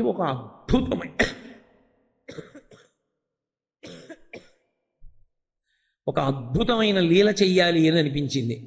అది శాశ్వతమై ఏ లీల విన్నంత మాత్రం చేత జీవకోటి తరించిపోతుందో అటువంటి లీల చెయ్యాలనుకున్నాడు పరమాత్మ. ఒక్కసారి ఆడుకుంటున్నవాడు పరుగున లోపలికి వచ్చాడు. అమ్మ పెరుగు చిలుకుతోంది. ఎందుకని అంటే గొల్లవారికి అదో ప్రత్యేకమైనటువంటి విశేషం. వాళ్ళకది పరమ పవిత్రమైనటువంటి కర్మ. దదిమధనం చేసేటప్పుడు పెరుగు చిలికేటప్పుడు ఎలా పడితే అలా ఉండరు వాళ్ళు. ఎందుకంటే వాళ్ళ ఐశ్వర్యం అంతా అదే. ఇప్పుడు ఓ బ్రాహ్మణుడు ఉన్నాడు అనుకోండి, ఆయనకి అత్యంత ప్రధానమైనది ఏది? పంచాంగం. పంచాంగం ముట్టుకునేటప్పుడు ఎలా పడితే అలా ముట్టుకోరు. ఓ జాతకం చేత్తో తీసుకునేటప్పుడు ఎలా పడితే అలా తీసుకోకూడదు. శౌచంతో ఉన్నాను అంటేనే ముట్టుకుంటాడు. శౌచము లోపించింది అనుకున్నాడు అనుకోండి, వాటిని ముట్టుకోరు. అలాగే వాళ్ళకి అది దదిమథనము పవిత్ర కర్మ. వాళ్ళ ఐశ్వర్యమంతా కూడా దాని యందే ఉంటుంది. అటువంటప్పుడు ఆ దదిమథనం చేసి వాళ్ళ ఐశ్వర్యాన్ని నిలబెట్టుకునేటప్పుడు పరమ పవిత్రంగా చేస్తారు వాళ్ళు. అందుకే చక్కగా పట్టు చీర కట్టుకుని కొప్పేసుకుని దాని నిండా పువ్వులు తురుముకుని చేతులకి గాజులేసుకుని ఆవిడ శ్రీకృష్ణ పరమాత్మని పరమాత్మ అన్న భావనతో కాదు, నా కుమారుడు, ఏ భావన అయితే ఏముందండి, అనుబంధం పెట్టుకోవాలి. కానీ ఒక్క అనుబంధం చాలు ఈశ్వరుడితో తరించిపోవడానికి. ఇంట్లో కృష్ణ భగవానుడి యొక్క విగ్రహం ఒకటి పెట్టుకుని మా అబ్బాయి అని అనుకున్నారనుకోండి, ఆఫీస్ నుంచి వస్తూ 5 రూపాయలు తులసిమాల అట్టుకు రావడం, వచ్చేస్తూ 8 అయిపోయి మబ్బేసేసింది అలా వెళ్ళిపోదామని వెళ్ళిపోతూ, అయ్యి బాబోయ్ రేపు పొద్దున్నే మళ్ళీ తులసిమాల తేలేదు నాన్నగారండి మీరు అని వాడు గోల పెట్టేస్తున్నాడు లోపల. పట్టుకుని వెళ్ళిపోదాంలే, తడిస్తే తడిశామని చెప్పి వెళ్ళి ఓ తులసిమాల పట్టుకుని మీరు ఇంటికి వెళ్ళారనుకోండి, తడిసిపోయి ఈశ్వరుడు మర్చిపోడు. ఖచ్చితంగా ఎప్పుడో ఈశ్వరుడికి తండ్రి అవుతాడు. అనుబంధము ప్రధానం. ఇకే కామోత్కంఠత గోపికల్ భయమునన్ కంసుండు వైరక్రియా సామగ్రించి చుపాల ముఖ్య నృపతుల్ సంబంధులై వృష్ణులున్ ప్రేమన్ మీరలు భక్తి మేము ఇది చక్రింకంటిమి ఎట్లైన నుద్ధామజ్జానగరిష్ఠులైన హరిచందన్ వచ్చు భక్తీశ్వర అంటాడు నారదుడు ధర్మరాజు గారితో. ఏ రకంగానైనా సరే భగవంతుడితో పెట్టుకున్న అనుబంధం ఎక్కడికి పోదు, అది రక్షణ హేతు అవుతుంది. కాబట్టి ఎక్కడి నుంచి పరిగెత్తుకొచ్చాడో ఆ చిన్ని కృష్ణుడు పరిగెత్తుకొచ్చాడు. ఈవిడ పెరుగు చిలుకుతోంది పాపం యశోదాదేవి లోపల. ఆ చిన్ని కృష్ణుడిని తలుచుకుంటోంది, ఆయన ఆటలు, ఆయన పాటలు. నిన్ననేమో ఆ గోపికలందరూ వచ్చి నేరాలు చెప్పడం, అబ్బెబ్బే ఉత్తిదమ్మా మీరు అలాగే చెప్తారు, అన్యమిరుగడు తన ఎంత నాడుచుండు మంచివాడి తడిగ్గులు మనరమ్మ రమలార త్రిలోకాభిరమలార తల్లులార గుణవతీమ తల్లులార అంది కదూ అని వాళ్ళందరన్నీ చాడీలు చెప్పారు. నిజంగా మా కృష్ణుడంత అల్లరి చేస్తాడా అని ఏదో సంతోషపడిపోతోంది. బిడ్డన్ని తలుచుకోవడంలో ఆమెకి పాలు చేపునకు వచ్చాయి. ఈలోగా ఎక్కడి నుంచో పరిగెత్తుకొచ్చాడు లోపలికి.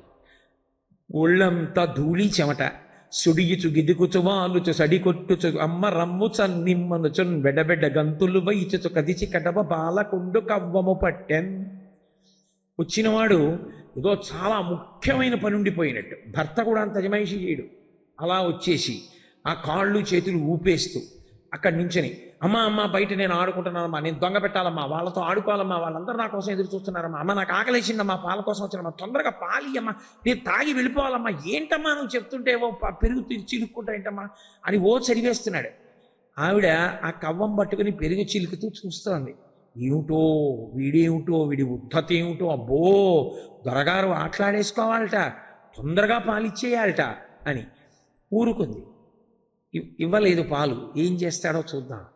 ఆ చిన్న పిల్లాడు అలా అదిరి పడిపోతూ మాట్లాడుతూ పెరివిలు కదిలిపోతుంటే, బుగ్గలు ఊగిపోతుంటే ఆ యశోదకి సంతోషం చూస్తూ మాట్లాడినిస్తే ఆయన ఏం చేశాడు, ఈ పెరుగు చిలకడం వల్లే కదా నాకు పాలు ఇవ్వట్లేదు, ఈ పెరుగు చిలుకుతున్న కవ్వాన్ని ఆపేస్తానని వెళ్ళి ఆ కవ్వం పట్టుకున్నాడు.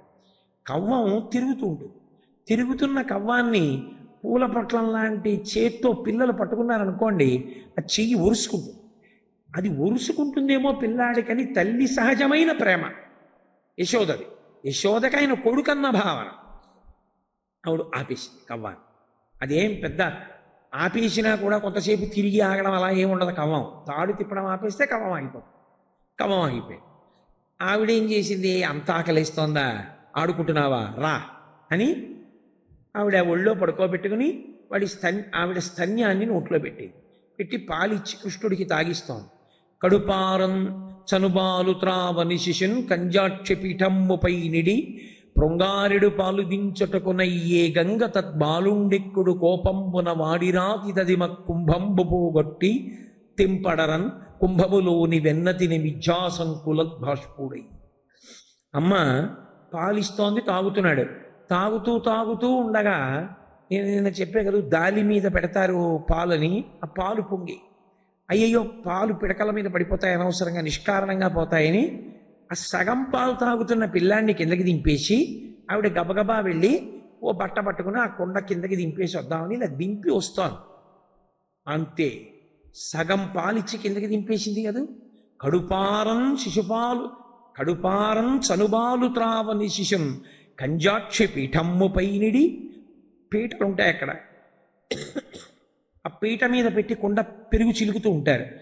పీఠమ్ము పైనిడి, ఆ పీట మీద పెట్టి పొంగారుడు పాలు దించుటకునయ్యేగంగా ఆ పాలు దింపడానికి వెళ్ళింది యశోద. ఎక్కడ లేని కోపం వచ్చేసి, నన్ను మధ్యలో దింపేసి నువ్వు వెళ్ళిపోతావా, నా కడుపు నిండకుండా అని ఆగ్రహం వచ్చేసి ఓ పెద్ద రాయి ఒకటి తీసుకున్నాడు. రాళ్ళు ఎందుకుంటాయంత సిద్ధంగా అక్కడ అంటే, ఈ కుండ కవ్వంతో చిలుకుతున్నప్పుడు అటు ఇటు కదిలితే కవ్వం తగిలిందనుకోండి, దాని యొక్క అంచుకి కుండ బద్దలైపోతుంది. అందుకని కుండ అస్సలు కదలకూడదు, స్థిరంగా ఉండాలి. అది కదలకుండా ఉండడానికి ఏం చేస్తారంటే రాళ్ళు కొంచెం చుట్టూ దాపుంచుతారు. అందుకని రాళ్ళు ఉన్నాయి అక్కడ. ఆ రాయి ఒకటి తీసుకున్నాడు. అత్త మీద కోపం దుత్త మీద చూపించారంటారు. అలా అమ్మ వెళ్ళి పాలు దించడానికి వెళ్ళింది. ఈయనకి కోపం వచ్చేసి చెప్తానుండు అని ఆ వెన్న పడిందంటారు, అంటే వెన్న పైకి తేలుతూ ఉంటుంది. అలా వెన్న పైకి తేలుతున్నటువంటి ఆ పెరుగు కుండకేసి రాయిని కొట్టాడు. కుండ బద్దలైపోయి మజ్జిగంతా కారిపోయి ఆ వెన్న ముద్దలన్నీ నేల మీదకి వచ్చేస్తే చూశాడు. బద్దల కొట్టేయడం అంటే తొందరగా బద్దలు కొట్టేశాడు. కానీ ఇప్పుడు ఆవిడ వెనక్కి తిరుగుతుంది, పాలు దింపి వెనక్కి తిరుగుతుంది. తిరిగితే ఊరుకుంటుంది ఏమిటి? పిల్లాడు పెరుగుకుండా బద్దలు కొట్టేశాడని కోపం రాదు. పైగా ఇంట్లో ఏమైనా ఒలకపోసేస్తే పర్వాలేదు, తెలిసి తెలియని భర్త ఖచ్చితంగా ఇంకా ఇద్దరూ ఆఫీస్కి వెళ్ళిపోవాలి, భార్యాభర్తలు ఇద్దరు ఉద్యోగం. మంచి చిక్కటి మజ్జిగ పాపం ఆవిడ అక్కడ పెట్టి ఏదో చలవ చేస్తుందని మజ్జిగ పుచ్చుకుని వెళ్ళండి ఆఫీస్కి అని చెప్పి అక్కడ పెట్టింది అనుకోండి. తాగపోగా కింద పారేసి అక్కడి నుంచి అదంతా తుడిచేయడానికి ఒక గుడ్డ పట్టుకుని ఆవిడ వచ్చే లోపల తుడుస్తున్నాడు అనుకోండి. నా ప్రారంభం మజ్జిగ ఎక్కడన్నా తుడుస్తారండి, దాని మీద ఏ పిండో వేసి వత్తాలి, కానీ ఇంకా జిడ్డైపోతుందండి, కాలు జారి పడిపోతాం అని తల కొట్టుకుంటుంది. మజ్జిగ కింద పడితే యాతన, ఎందుకంటే దాని జిడ్డు ఉండిపోతుంది. చాలా కష్టం మజ్జిగ కింద పడితే తుడుచుకోవడం. మళ్ళీ తడి తగిలిందో ఇక్కడ వేసిన కాలు అక్కడికి పోతుంది. కాబట్టి ఆ మజ్జిగంతా ఒలికిపోయింది, ఇప్పుడు ఊరుకుంటుంది. ఆ పైగా వాళ్ళ ఐశ్వర్యం అది.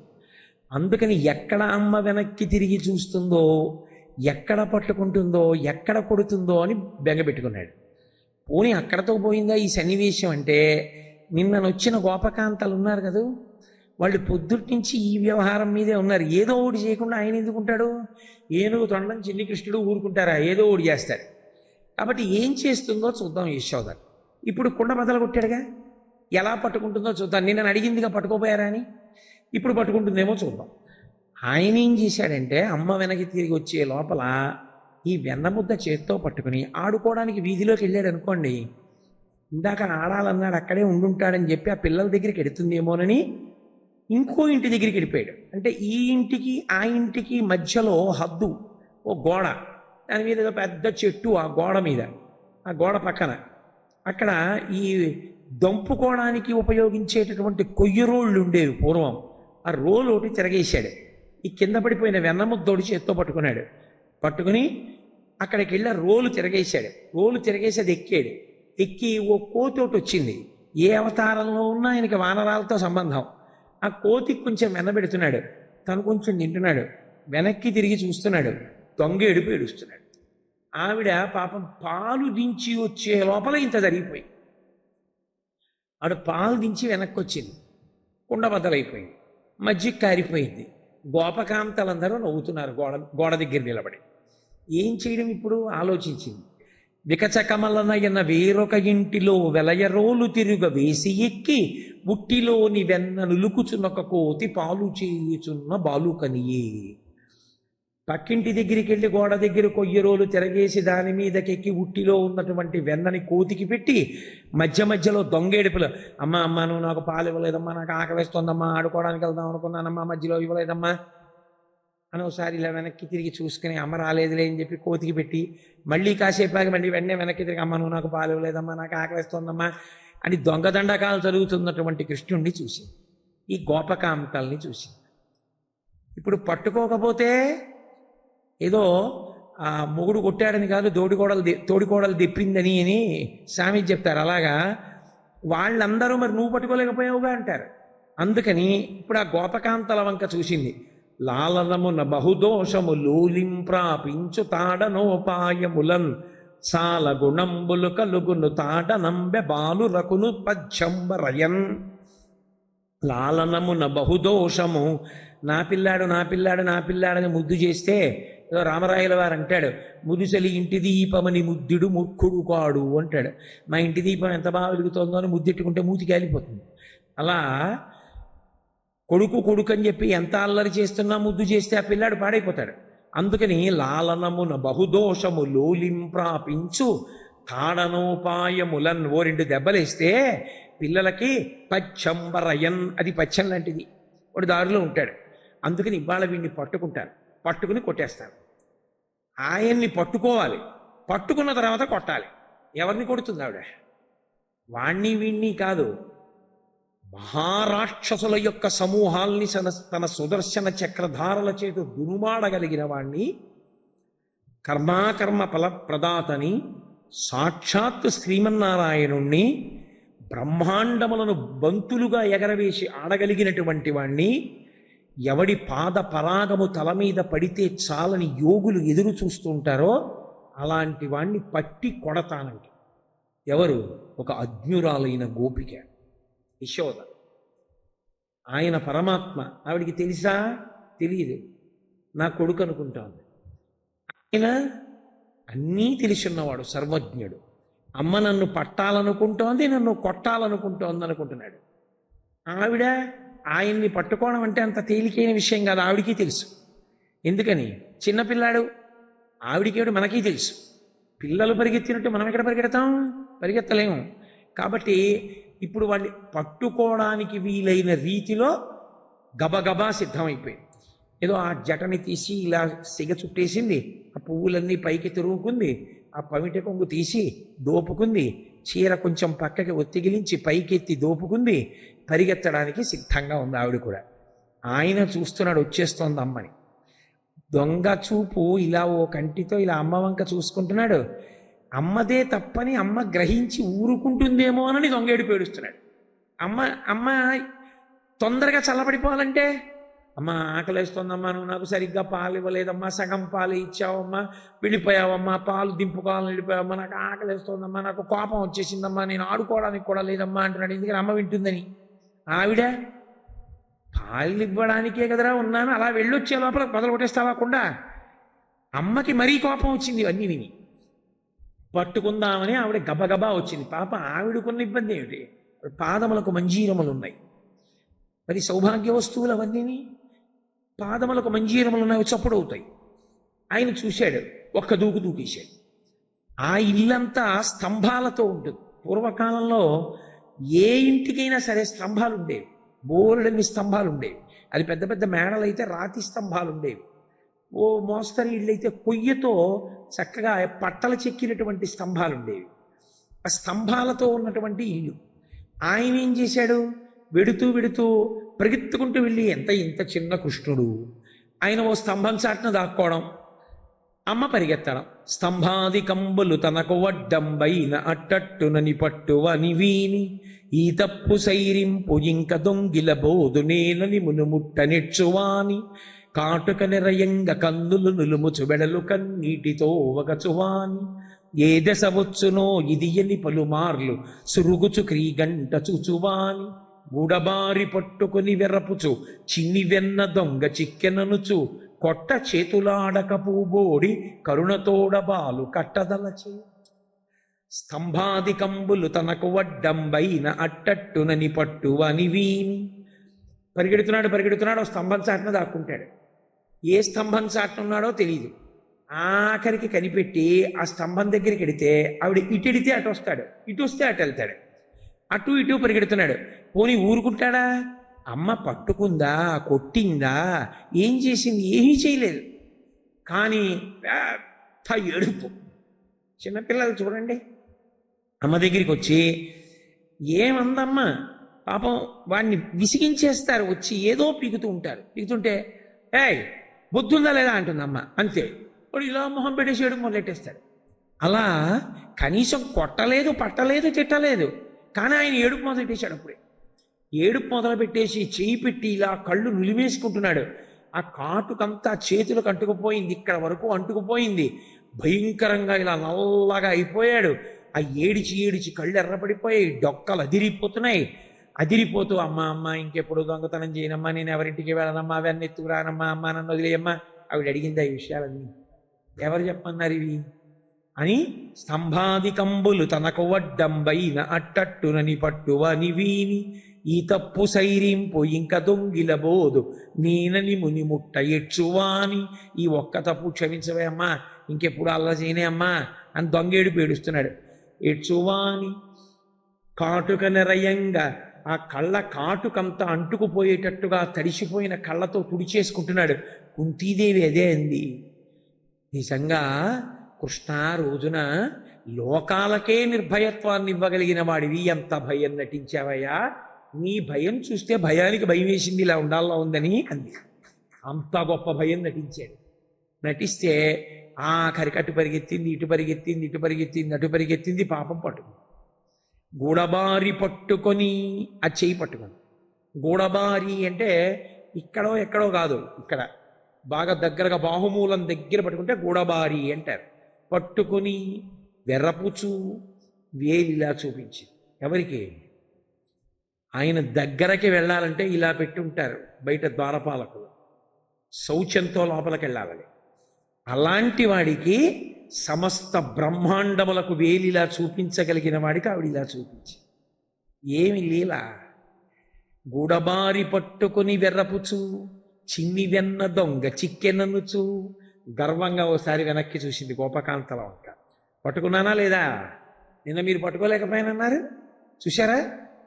లోపల ఒక సంతోషం, పైకి పిల్లాడి ఇలా అయిపోతున్నాడే అని బాధ. కూడబారి పట్టుకుని వెర్రపుచు చిన్ని వెన్న దొంగ చిక్కెననుచు కొట్ట చేతులాడక. ఇంకా వదిలేసింది ఎందుకో, కొట్ట బుద్ధి లేదు ఆ పిల్లాడిని చూస్తే. అబ్బా ఎంత ముగ్ధమోహనంగా ఉన్నాడు రా, కొట్టలేనిలే వద్దనుకుని. కొట్ట చేతులాడక పూబోడి కరుణతోడ బాలు కట్టదలచే. ఆ పిల్లాడిని కట్టేస్తాను ఇవాళ అనుకుంటే, ఇప్పుడు ఆ పిల్లాడిని కట్టాలంటే ఓ తాడోటి చుట్టాలా, మొల చుట్టూ తాడు చుట్టి ముడియాలి. ఆ తాడు మిగిలిన భాగాన్ని తీసుకెళ్ళి ఓ రోటికి ముడియాలి. ఆ రోలు అక్కడే ఉంది కదా, దానికి వేసి ముడియాలి. ఇప్పుడు ఆవిడ వదిలేసి తాడు పట్టుకురావడానికి వెళ్ళింది అనుకోండి, తాడు దొరుకుతుంది, ఈయన దొరకడిగా. అందుకని ఈయన్ని పట్టుకుని తీసుకెళ్ళాలి, తీసుకెళ్ళి తాడు తేవాలి. రెండు చేతులు కలిపితే తాడు ముడేస్తారు, ఒక్క చేత్తో ఎలా ముడేస్తారు?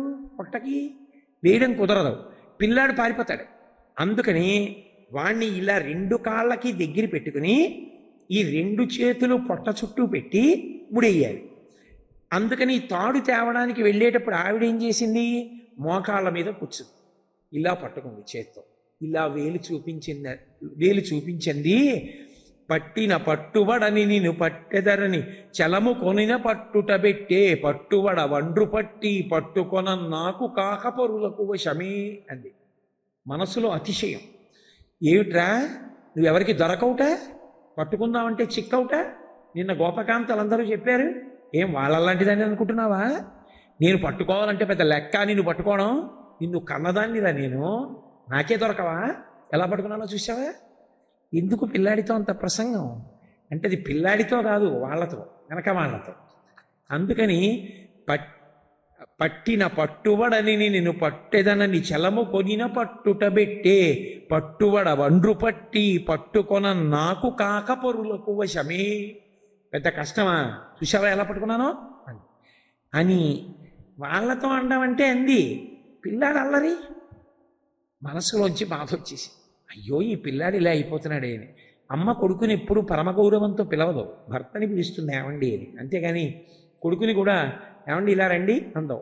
అమ్మ ఎప్పుడైనా కొడుకుని ఏదో కోటేశ్వరరావు గారు రండి అందనుకోండి, వాడికి ఏదో చీమాట్లు ఉన్నాయని గుర్తు, అంతేగాని కోటేశ్వరరావు అనేది పిలుస్తుంది అమ్మ.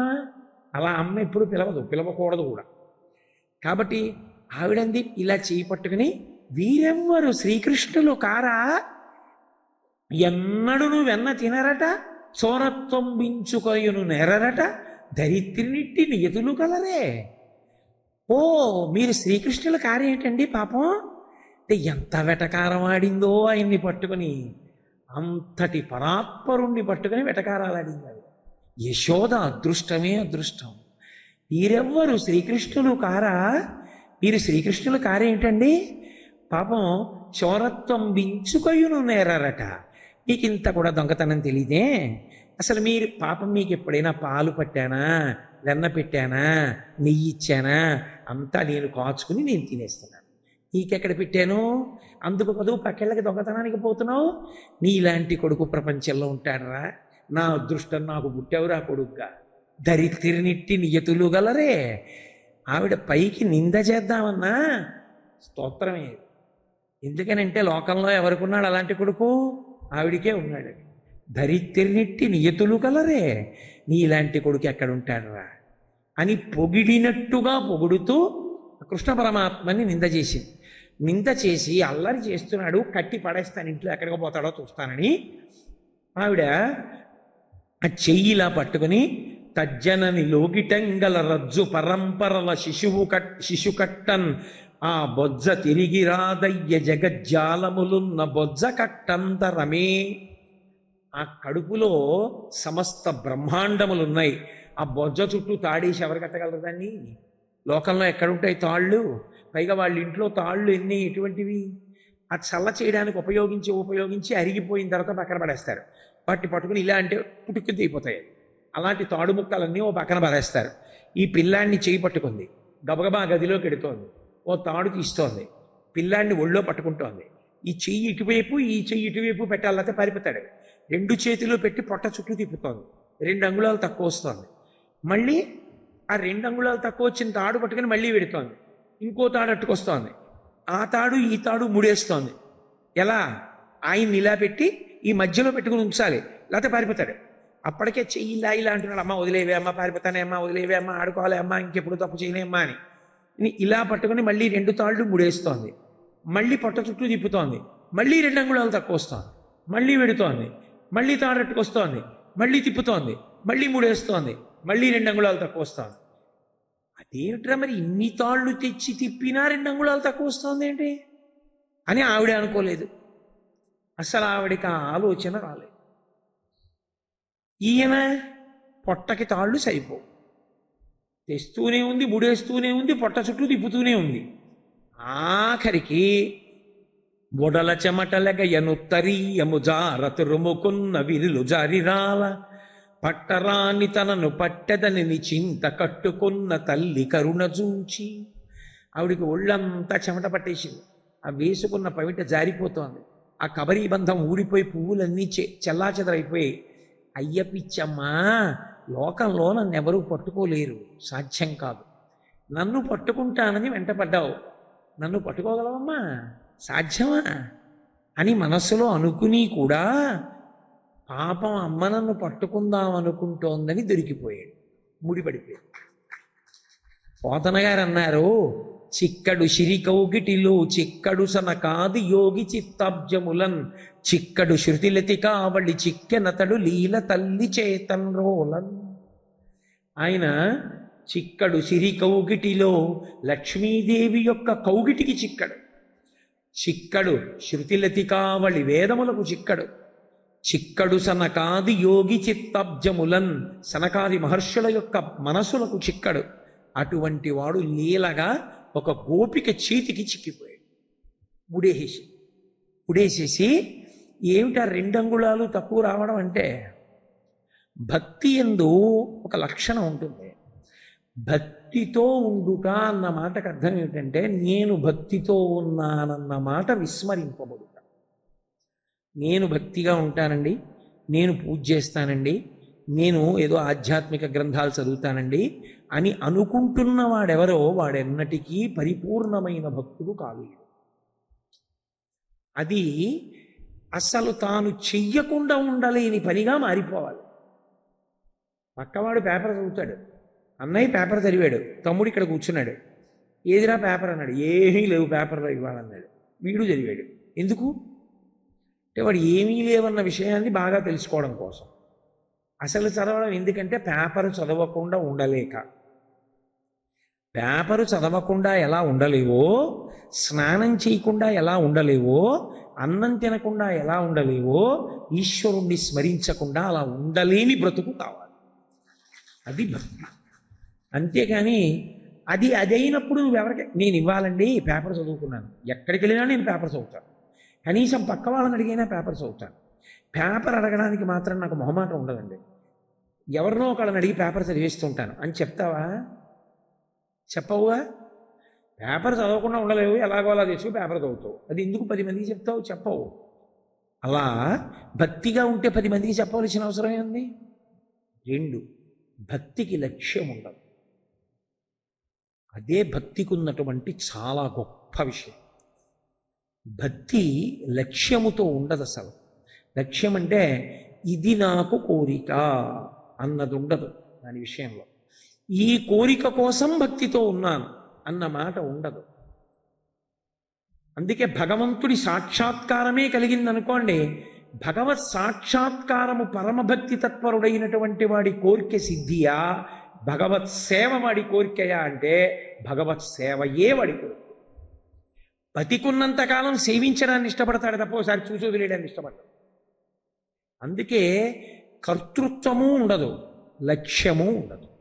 ఈ 2 లేని స్థితికి వెళ్ళిపోతాడు. ఒక స్థాయిలో వెళ్ళిపోయి నేను చేస్తున్నానన్న భావన ఉండదు, చెయ్యకుండా ఉండలేని భావన. సంధ్యావందనం చేసేటప్పటికి ఎంత హాయిగా ఉందండి ప్రాణం. ఆయన దగ్గరికి వెళ్ళి కూర్చుని ఆయన పాదాల మీద 2 పువ్వులు వేసేటప్పటికి మనసు తృప్తి పడిందండి బాబు అనుకుంటాడు. కాఫీ ఎందుకు తాగావు? కాఫీ తాగకుండా ఉండలేక. ఈశ్వరుడి దగ్గరికి ఎందుకు వెళ్ళావు? ఈశ్వరుడిని దగ్గరికి వెళ్ళి 2 పువ్వులు ఇవ్వకుండా ఉండలేక. కాఫీ తాగానండోయ్ అని వీధిలో వాళ్ళందరికీ చెప్తావా? మరి భగవంతుడికి పూజ చేశానని ఎందుకు చెప్తావు? అంటే భక్తి ప్రచారము కొరకు కాదు. ఒక స్థాయిలో భక్తి ఏమవ్వాలంటే పండి పండి పండి పండి పండి చిట్ట చివరికి అది వినా వేరొకటి ఉండదు. అన్నీ భక్తియే. అసలు చేసేటటువంటి వాటిలో భక్తితో కూడి చేసిన కర్మ ఒకటి, లేనిదొకటి ఉండదు జీవితంలో. ఇంకా జీవితం అంతా భక్తితోనే ఉంటుంది. శంకరాచార్యుల వారు దీన్ని తీసుకొచ్చారు సౌందర్యలహరిలోకి. అందులో ఆయన ఒక మాట అంటారు, నేను ఇప్పుడు జపో జల్ప శిల్పం సకలమపి ముద్రా విరచన గతి ప్రాదక్షిణ్యాక్రమణమశన జాహుతి విధి అంటారు. నేను మాట్లాడుతున్నాను అంటే నేనా మాట్లాడుతున్నది? నా బుర్రలో భాగవతంలో ఇప్పుడు ఈ విషయాన్ని ఇలా చెప్దామని ఎక్కడైనా కూర్చుని గంటలు ఆలోచించి వస్తానా ఇక్కడికి? ఇక్కడికి వచ్చి కూర్చున్న తర్వాత ఈ శ్లోకం ఇలా అన్వయం అవుతుందన్న భావన నాకు కలగగానే ఆ భావనకి సంబంధించిన మాట మాట్లాడాలన్నప్పుడు నోటిలో ఉన్నటువంటి వాయువు ఎలా నాలుక నొక్కితే సొట్టలుబడినటువంటి అక్షరములు పదములై వాక్యములై నాలో ఉన్న భావాన్ని పట్టుకొచ్చి పైకి మీ అందరి చెవులలోంచి మీలోకి వెళ్ళి నాలో ఉన్న భావన మీలో ఉన్న భావన అయ్యేటట్టుగా పలికించిన వాడెవరు అంటే లోపల కదులుతున్న పరమాత్మ స్వరూపం. కాబట్టి మాట మాట్లాడాను అంటే మాట వెనక ఎవరున్నారు? పరమాత్మ. నేను ఒక్క మాట మాట్లాడానంటే అది ఈశ్వరానుగ్రహం అయినప్పుడు నా నోటి వెంట ఇతరులు బాధపడే మాట ఎందుకు రావాలి? మాట్లాడినాం. ఇప్పుడు అసలు భక్తి లేకుండా మీరు ఎక్కడున్నారు చెప్పండి? మాట్లాడిందంతా బతుకు భక్తే, భక్తితోనే ఉన్నారు. సకలమపి ముద్రా విరచన, చేతులు కాళ్ళు కదుపుతుంటే భక్తి పారవస్యంతో కలపడమే తప్ప వేరొక ప్రయోజనం లేదు దానికి. ఆయన వెళ్ళాడు ఏదో ఇంట్లో ఖాళీగా కూర్చోలేక అలా వీధుల్లో తిరగడానికి కాదు, కాసేపు ఆలయానికి వెళ్ళి ప్రదక్షిణం చేసి వద్దాం వెళ్ళాడు.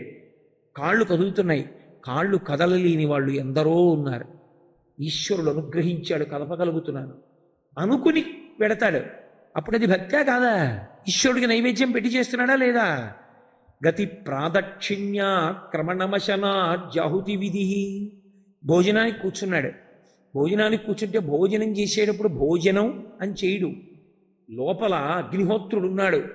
అహం వైశ్వానరో భూత్వా ప్రాణినాం దేహమాశ్రిత ప్రాణాపాన సమాయుక్తం పచాన్యన్నం చతుర్విధం. మనం తిన్న పప్పు కూర పచ్చడి పులుసు పులిహార చక్కెర పొంగలి లోపలికి వెళ్ళాక బయటికి కక్కితే మళ్ళీ మనమే తినాం. కానీ లోపలికి వెళ్ళిపోయిన దాన్ని ఆయన లోపల కూర్చుని జీర్ణం చేస్తున్నాడు. అగ్నిహోత్రం ఉంది, యజ్ఞపురుషుడు ఉన్నాడు, ఆయనకి వేస్తున్నాను నేను లోపల కన్నా పవిత్ర భావనతో వేస్తాడు. నేను ఒకానొకప్పుడు మా ఇంటికి ఒక మహాత్ముడు వచ్చాడు. విపరీతమైన జ్వరం వచ్చేసింది, పాపం భార్యా బిడ్డ లేరు. నేను ఉన్న ఒక ఊళ్ళో ఆయన ఏదో ప్రవచనం చేయడానికి వచ్చారు. వస్తే అయ్యో ఎవరూ లేరు, పెద్ద ఆయన ఎలా పడుకుంటారు ఒక్కరు ఈ గుళ్ళో అని చెప్పి నేను మా ఇంటికి తీసుకెళ్ళాను. అయ్యా మా ఇంట్లో ఉండండి. ఆయనకి అప్పటికే 104 కూడా దాటిపోతుంది జ్వరం. ఆయనకి ఒంటి మీద తెలియలేదు, ఏదేదేదో మాట్లాడేస్తున్నారు. పడుకోబెట్టాను మంచం మీద. పడుకోబెడితే ట్యాబ్లెట్ ఇచ్చాను, ఇది వేసుకోండి జ్వరం తగ్గుతుంది అని. ఆయన చటుక్కున మంచం నుంచి లేచి కింద కూర్చున్నాడు. కింద కూర్చుని ట్యాబ్లెట్ వేసుకున్నాడు. ఆయన అదేంటండి కింద కూర్చున్నారు ఎందుకన్నాను అంటే ఆయన అన్నాడు, ఉమామహేశ్వర పరబ్రహ్మార్పణమస్తు అనాలి కదా, నోట్లో ఏదైనా వేసుకుంటే ప్రసాదమే. ఉమామహేశ్వర పరబ్రహ్మార్పణమస్తు అనాలి కదా, మంచం మీద కూర్చుని ఎలా అంటాను, అందుకు నేల మీద కూర్చుని ట్యాబ్లెట్ వేసుకున్నాను. 104 జ్వరంలో మంచం మీద కూర్చుని అలా అని ప్రసాదంగా ట్యాబ్లెట్ వేసుకోలేదు. అది ఇక్కడ పండింది జీవితం, ఎంత సాధన చేస్తే వచ్చిందో ఆ జీవితం. కాబట్టి క్రమణమశన జాహుతి విధి, తిన్నది ఈశ్వరుడికి అందుతోంది, యజ్ఞపురుషుడికి అందుతోంది అన్న భావన లోపల నడుస్తూ ఉంటుంది. ఆ నడుస్తూ పుచ్చుకున్నవాడు ఉన్నాడే, వాడు యజ్ఞం చేసి వెళ్ళిపోయాడు, యజ్ఞశేషం. ఇంకా ఇప్పుడు చెప్పండి నాకు, వాడు పడుకుంటున్నాడు. ప్రణామ సంవేశ సుఖమఖిలమాత్మార్పణ దృశా, నిద్రపోతే సమాధి, నిద్రా సమాధి స్థితి సంచార పదయో ప్రదక్షిణ విధి స్తోత్రాణి సర్వాగిర యజ్జత్కర్మ కరోమి తత్తదఖిలం శంభో తవారాధనం అంటారు శంకర భగవత్పాదులు. పడుకునే ముందు నిద్రాకాలిక సమాధి కాబట్టి ఈశ్వర మీరిస్తున్న నిద్ర 11 మాటలు శివనామని చెప్పి పడుకున్నాడు. నిద్ర లేస్తూ హరినామని చెప్పి లేచాడు. ఇప్పుడు వాడు పడుకున్నది సమాధి. ఇప్పుడు నాకు చెప్పండి, ఆయన జీవితంలో అసలు భక్తిగా లేనిది ఎక్కడుంది? పొద్దున్న స్నానం చేశాక అరగంట సేపు దేవుడి ముందు కూర్చుని మహానటుడిలా ఎప్పుడూ ఏ తప్పు చేయని వాళ్ళ ఆయన దగ్గర కూర్చుంటే తెలుసుకోలేని అమాయకుడు కాదు ఆయన. ఆయన నువ్వు వస్తున్నావంటే పరమ సంతోషంతో కాళ్ళు ముందుకు చాపాలి. పాదయోహ పాద్యం సమర్పయామి అంటే ఆయనేం లేకి మనిషి కాడు, అందరికీ కాళ్ళు చాపడానికి 1000 నీళ్ళని. ఎవడు ధర్మాత్ముడో, ఎవడు నిన్న రాత్రి నిద్రపోయే వరకు ధార్మికంగా బతికాడో వాడు స్నానం చేసి లోపలికి వస్తే కాళ్ళు చాపుతాడు. 1000 నీళ్ళు కడుగు నా కాళ్ళు అంటే. హస్తయోహో అర్ఘ్యం సమర్పయామి అంటే చేయి చాపిపోయి తాగుతాను అంటాడు. అంతేగాని ధర్మమన్న మాటే పక్కన పెట్టి మంత్రం చెప్తే చేయి చాపుతాడా, కాళ్ళు చాపుతాడా? ఎలా సాధ్యం? ఏది నన్ను మీ ఇంటికి తీసుకెళ్ళండి అంటే నేను అహంకారంతో అన్నాను అనుకోకండి, అర్థం అవడానికి అంటున్నా. నన్ను మీరు తీసుకెళ్ళగలరా, నేను మీ ఇంటికి రావాలా? నేను ప్రసన్నుడనైతే నాకు మీ ఇంటికి రావాలనిపిస్తే వస్తాను. మీరు నన్ను బలవంతంగా తీసుకెళ్ళిపోగలరా మీ ఇంటికి? సాధ్యం కాదు కదా. నేను అనుగ్రహిస్తే ఓ పనికి మాలిన నాకే ఆ స్థితి ఉంటే పరమేశ్వరుడి పూజ పరమేశ్వరుడు అనుగ్రహించకుండా ఎలా జరుగుతుంది? అంటే ఆయన అనుగ్రహించాలంటే జీవితం భక్తిమయం కావాలి. దానికి ఇప్పుడు చెప్పండి లక్ష్యాలు ఎలా ఉంటాయి? పడుకోబోయే ముందు భగవన్నామని చెప్పడానికి, తినేటప్పుడు చెప్పడానికి వీటన్నిటికీ ఒక లక్ష్యం ఉండి చేస్తారా? అసలు సాధ్యం అలాగా? అప్పుడు అది పండిన భక్తి కాదు. ఇక పండడం అన్న మాటకు అర్థం ఏంటంటే కారణము లేకుండానే ఈశ్వరుణ్ణి ప్రేమించుట. ఇందాక నేను మీతో అన్నానే, ఇప్పుడు అమ్మ అన్న మాట చూడండి. అమ్మ అన్న మాటకు అర్థం ఏంటంటే సౌందర్యము. సౌందర్యం అంటే అందమని కాదు, ఇక సౌందర్య లహరి అన్నారు శంకరాచార్య వారు. అమ్మ అంటే సౌందర్యం. సౌందర్యం అంటే ఏమిటో తెలుసా? ఉపశాంతి కలుగుట. అలా చూసేటప్పటికే మనసు శాంతపడుతుంది. 90 ఏళ్ళు వచ్చేసి ఒళ్ళంతా ముడతలు పడిపోయి గట్టిగా ఇలా అంటే బద్దలైపోతుందేమో చర్మం అన్నంత స్థితికి వచ్చేసి పడుకుని నిద్రపోతున్న అమ్మ దగ్గరికి వెళ్ళి మంచం మీద కూర్చుని అమ్మా అని అమ్మ చేయి తీసుకుని చేతిలో పెట్టుకుని అమ్మ వేలికున్న ఉంగరం తిప్పుతూ అమ్మతో మాట్లాడుతుంటే ఎంత సంతోషంగా ఉంటుంది. 90 ఏళ్ళ అమ్మ అయినా సరే, అమ్మే 90 ఏళ్ళ అమ్మ ఏం చేస్తుందని నేను కూర్చోనని అడుగుతామా? 90 ఏళ్ళు వచ్చిన చచ్చిపోయే ముందు కూడా బిడ్డల్ని చూసుకోవాలని కోరుకుంటున్నాడు. అమ్మ లాంటి వ్యక్తి ఉండదు. అమ్మ ప్రేమించడానికి కారణం ఏముంటుంది? ఎక్కడున్నా తన బిడ్డలు బాగుండాలని కోరుకుంటూ ఉంటుంది. భక్తి కూడా అంతే. నేను అందుకే ప్రేమ అన్న మాటకు పదము భక్తి అని చెప్పాను. అందుకే దాని ఎందు మైమరచుట, ఆ చేయడంలో మైమరిచిపోతాడంతే, ఆనందంతో పరవశించిపోతాడు. అందుకే పూజ ఎక్కడ పూర్తవుతుంది అంటే పూజ పూర్తవని చోట పూర్తవుతుంది. నేను చెప్పింది మీకు చాలా విచిత్రంగా ఉండొచ్చు నేనన్నమాట. ఎవడు పూజ పూర్తి చెయ్యలేడో వాడి పూజ అద్భుత పూజ. ఎందుచేత అంటున్నానంటే ఈ మాట, నేను మీరు పరమేశ్వరుడి దగ్గరికి వెళ్ళి పూజ చేద్దామని అనుకున్నారండి. అనుకుంటే ఆయన్ని పాదయో పాద్యం సమర్పయామి అన్నారు. ఎదురుగుండా పాదపీఠం మీద పార్వతీ పరమేశ్వరులు ఇద్దరూ పాదాలు పెట్టారు. అమ్మా, నీ పాదాలు కనపట్టలేదమ్మా, చీర కొంగు జీరాడుతోంది అని కొంచెం ఆ చీర కొంగులు ఇలా దగ్గరికి జరిపి స్వామి పట్టుపంచ జరిపి ఆ నీళ్లు పాదాల మీద పోస్తున్నారు. నిజంగా మీ మనసు దాని దర్శనమునందు రమించిపోతే హస్తయోహర్ఘ్యం సమర్పయామి, పాదయోహ పాద్యం సమర్పయామి, ముఖే ఆచమనీయం సమర్పయామి, శుద్ధోదక స్నానం సమర్పయామి, యజ్ఞోపవీతం సమర్పయామి, వస్త్రయుగ్మం సమర్పయామి అనగలరా? సాధ్యం? అది ఒక్కనాటి కొమ్మ. పాదయోహ పాద్యం సమర్పయామి ఒకదాని దగ్గరే 1 గంట పట్టేయచ్చు. లేదా అసలు నేను పూజ ఎలా చేయనయా బాబు నీకని అడిగే దగ్గర పూజ అయిపోయి. షోడశ కళానిధికి షోడశోపచారములు జాడతోడ నిచ్చలును సమర్పయామి అన్నారా లేదా? ఈ బ్రహ్మాండమంతా కూడా పెరిగిపోయిన నీకు పాదపీఠం ఎక్కడి నుంచి వేయను? ఈ భూమి అంతా పాదాలుంటే అన్న దగ్గర అసలు ఆయన పూజ నేనెలా చేయను? వస్త్రోద్ధూత విధౌ సహస్రకరత పుష్పార్చని విష్ణుత అంటారు శంకరాచార్య వారు. అంతటా నిండిపోయిన పరమాత్మ నడుం చుట్టూ చుట్టుకుని కుర్చీళ్ళు పెట్టుకునే పంచి ఉందా నీ దగ్గర? వస్త్రయుగ్మం ఇస్తావా? ఎక్కడిస్తావు? ఎక్కడి నుంచి ఇవ్వను స్వామి, విరాట్ స్వరూపం మీరు, అంత పంచె నా దగ్గర ఎక్కడుంది అని అడిగినవాడు పూజ చేశాడు. పాదయోహ పాద్యం సమర్పయాని పరవశించిపోయినవాడు పూజ చేశాడు. గడగడా చదివినవాడు జీవితంలో ఎప్పుడూ చెయ్యలేదు. పరమసత్యం కాదనగలరా? ఆచమనీయం సమర్పయామి అన్నారు.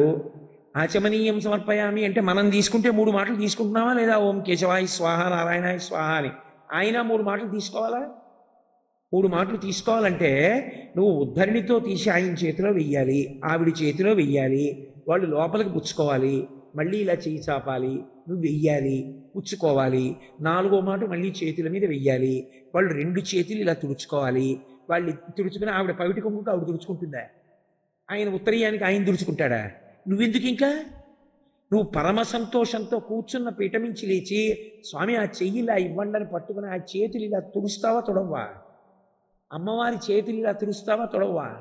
తుడిచినప్పుడు అమ్మవారి అరిచెయ్యి, ఆవిడ ఉంగరాలు, పరమేశ్వరుడి చేతి కంకణాలు, అమ్మవారి చేతి గాజులు, ఆ కంకణముల కదలికలో చప్పుడు, అమ్మవారి చేతి గాజుల చప్పుడు నీకు వినపడుతుంటే ఎంతసేపు పడుతుంది ఆ ఉపచారం?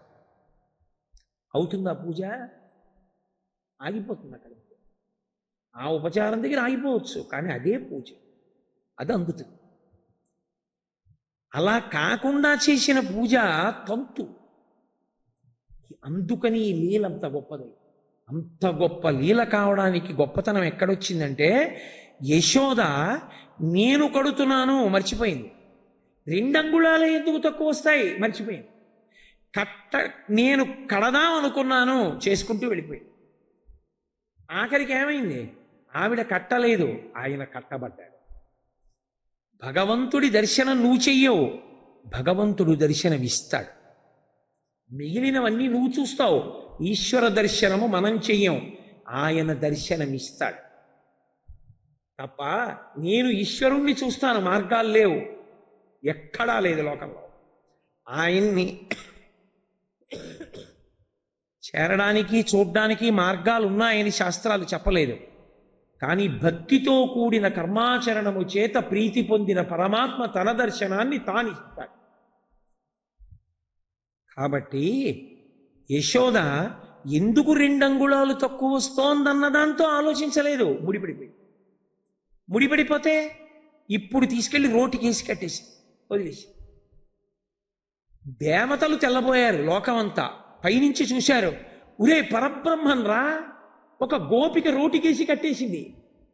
రేపల్లెలో ఏమీ తెలియనట్టుగా ఆ గోపగృహంలో పాకుతూ ఏడుస్తున్నాడు పరమాత్మ. తన కట్టు తాను విప్పుకోలేని వాడిలా బ్రహ్మాండంలో ఉన్న జీవుల కట్లు విప్పగలిగిన వాడు కట్టబడ్డాడు ఒక గోపిక చేతి. భక్తికి పరాకాష్ఠ. ఇంతకన్నా గొప్ప విషయం ఎక్కడుంది? తెల్లబోయాడు.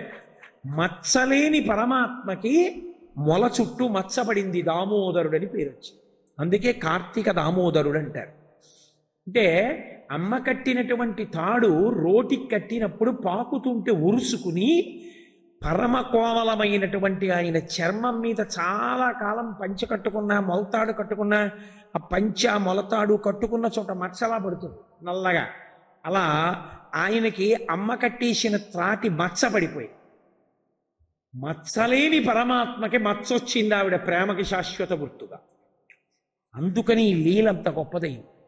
బంధనములు విప్పే పరమాత్మ బంధింపబడ్డాడు భక్తి చేత. అందుకే ఈ లీల విన్న వాళ్ళ యొక్క కర్మపాశములు తెగిపోతాయి. అందుకని వింటారు. బ్రహ్మచారి నుండి సన్యాసి వరకు వింటారు ఈ లీల. భాగవతం అంతా ఒకెత్తైతే ఈ లీల ఒక్కటే ఒకెత్తు.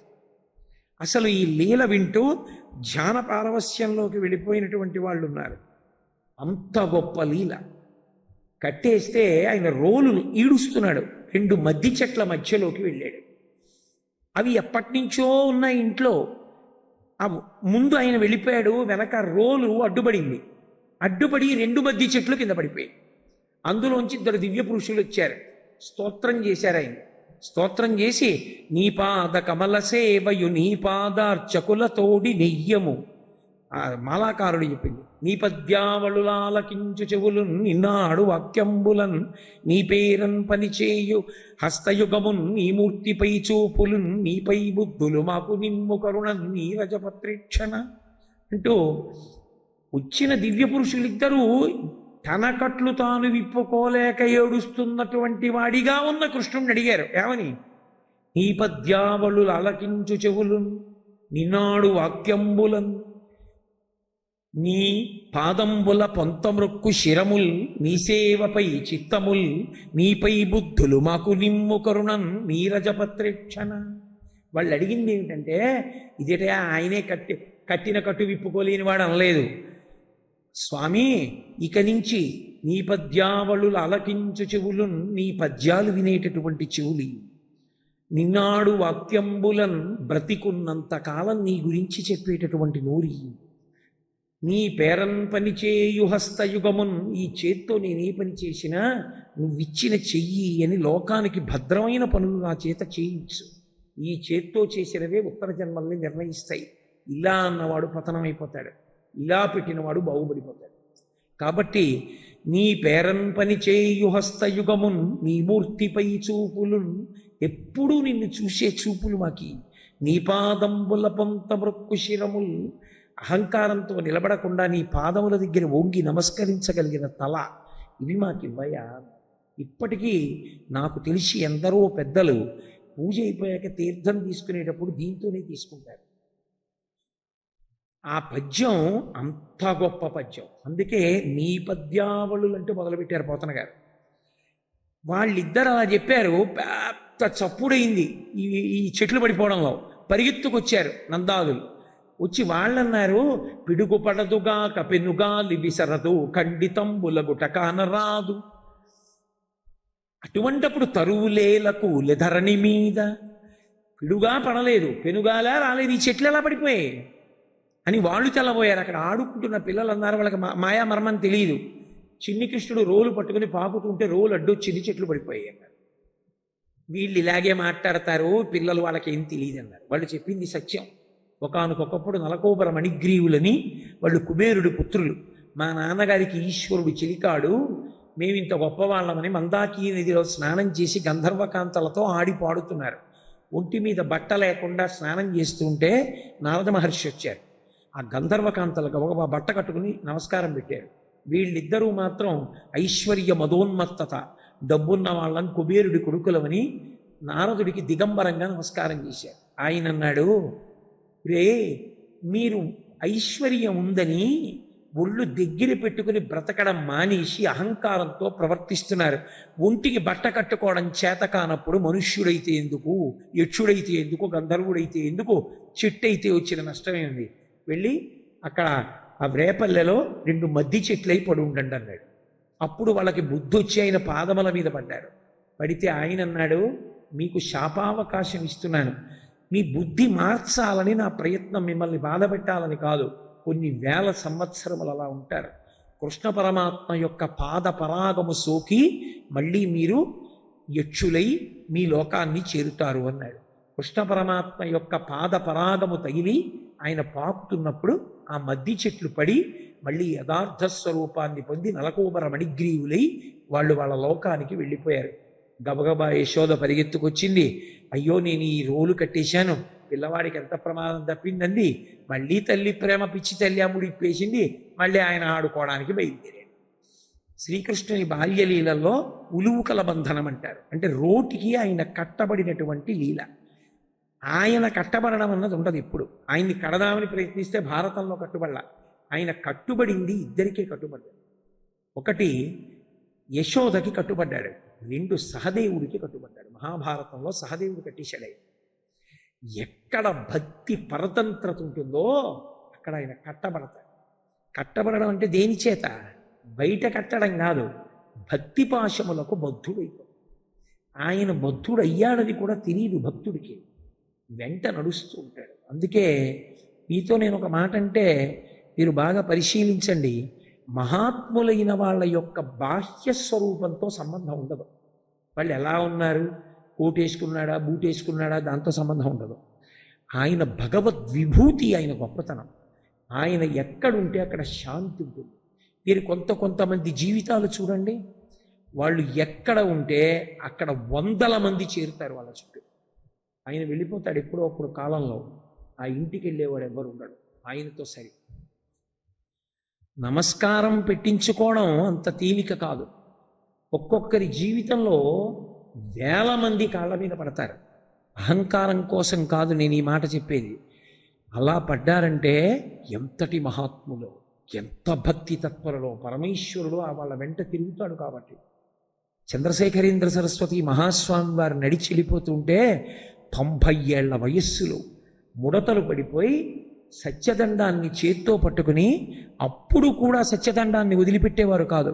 చిన్నతనంలో పట్టుకున్న సత్యదండం, దండాన్ని విడిచిపెట్టకుండా ఓ రిక్షా చేత్తో పట్టుకుని నడిచి వెళ్ళిపోతుంటే ఎదురుగుండా బస్సుల్లో వస్తున్న వాళ్ళు కూడా దిగి ఆయన పాదాలకి రోడ్డు మీద అటు ఇటు పడుకుని నమస్కారం చేసేవారు. మహాస్వామి అంటే మహాస్వామి. ఇప్పటికీ నేను మీతో సత్యం చెప్తున్నాను, మీకు ఎప్పుడైనా ఏదైనా మనసుకి అశాంతిగా అనిపిస్తే మహాస్వామి వారి మూర్తి వంక అలా చూడండి కాసేపు, ఎంత శాంతి కలుగుతుందో. ఆయన ఇవాళ శరీరంతో లేకపోవచ్చు, ఆయన ఏం పెద్ద కోట్లు వేసుకోలేదు, పట్టుబట్టలు కట్టుకోలేదు. ఓ కాషాయం గుడ్డ కట్టుకుని ఇంత విభూతి పిండికట్లు, ఇంత కుంకం బొట్టు పెట్టుకుని సత్యదండం పట్టుకుని వెళ్ళిపోతూ ఉండేవారు. ఆయన్ని చూస్తే పశుపక్ష్యాదులకు కూడా శాంతి కలిగి. అంత శాంతికారకం ఎందుకు అవుతుందంటే వాళ్ళ గుండెల్లో భగవంతుడు కూర్చుని ఉంటాడు, వాళ్ళ భక్తికి వశుడైపోయాడంతే. అది ఉలూకల బంధన వృత్తాంతమై మహోత్కృష్టమైనటువంటి లీల అయింది. ఇవాళ నేను మీ సమయాన్ని కొంచెం ఎక్కువ తీసుకున్నాను. ఎందుచేత అంటే ఏదో పేదవాడికి ఆకలి ఎక్కువ అని, చిన్నప్పుడు మా అమ్మ అంటుండేది ఆశలావు పీక సన్నమని. అలా ఏవో బోళ్ళు చెప్పేయాలని తాపత్రయం. సమయం అన్నది ఒకటి ఉంది కదా లోకంలో, 8:30 దాటిపోయి ఇంకా మీకు ఎన్నో చెప్పేయాలి ఇవ్వాలనుకున్నాను. ఆఖరి రోజు కదా, చాలా చెప్పేయాలి కూడా, అవుతాయా? కాలం ఒకటి ఉంది కదూ. మళ్ళీ పరమేశ్వర శాసనమై మీరు నేను కలుసుకున్నప్పుడు ఈశ్వరుడు నా చేత పలికించినది తప్పకుండా పలుకుతాను.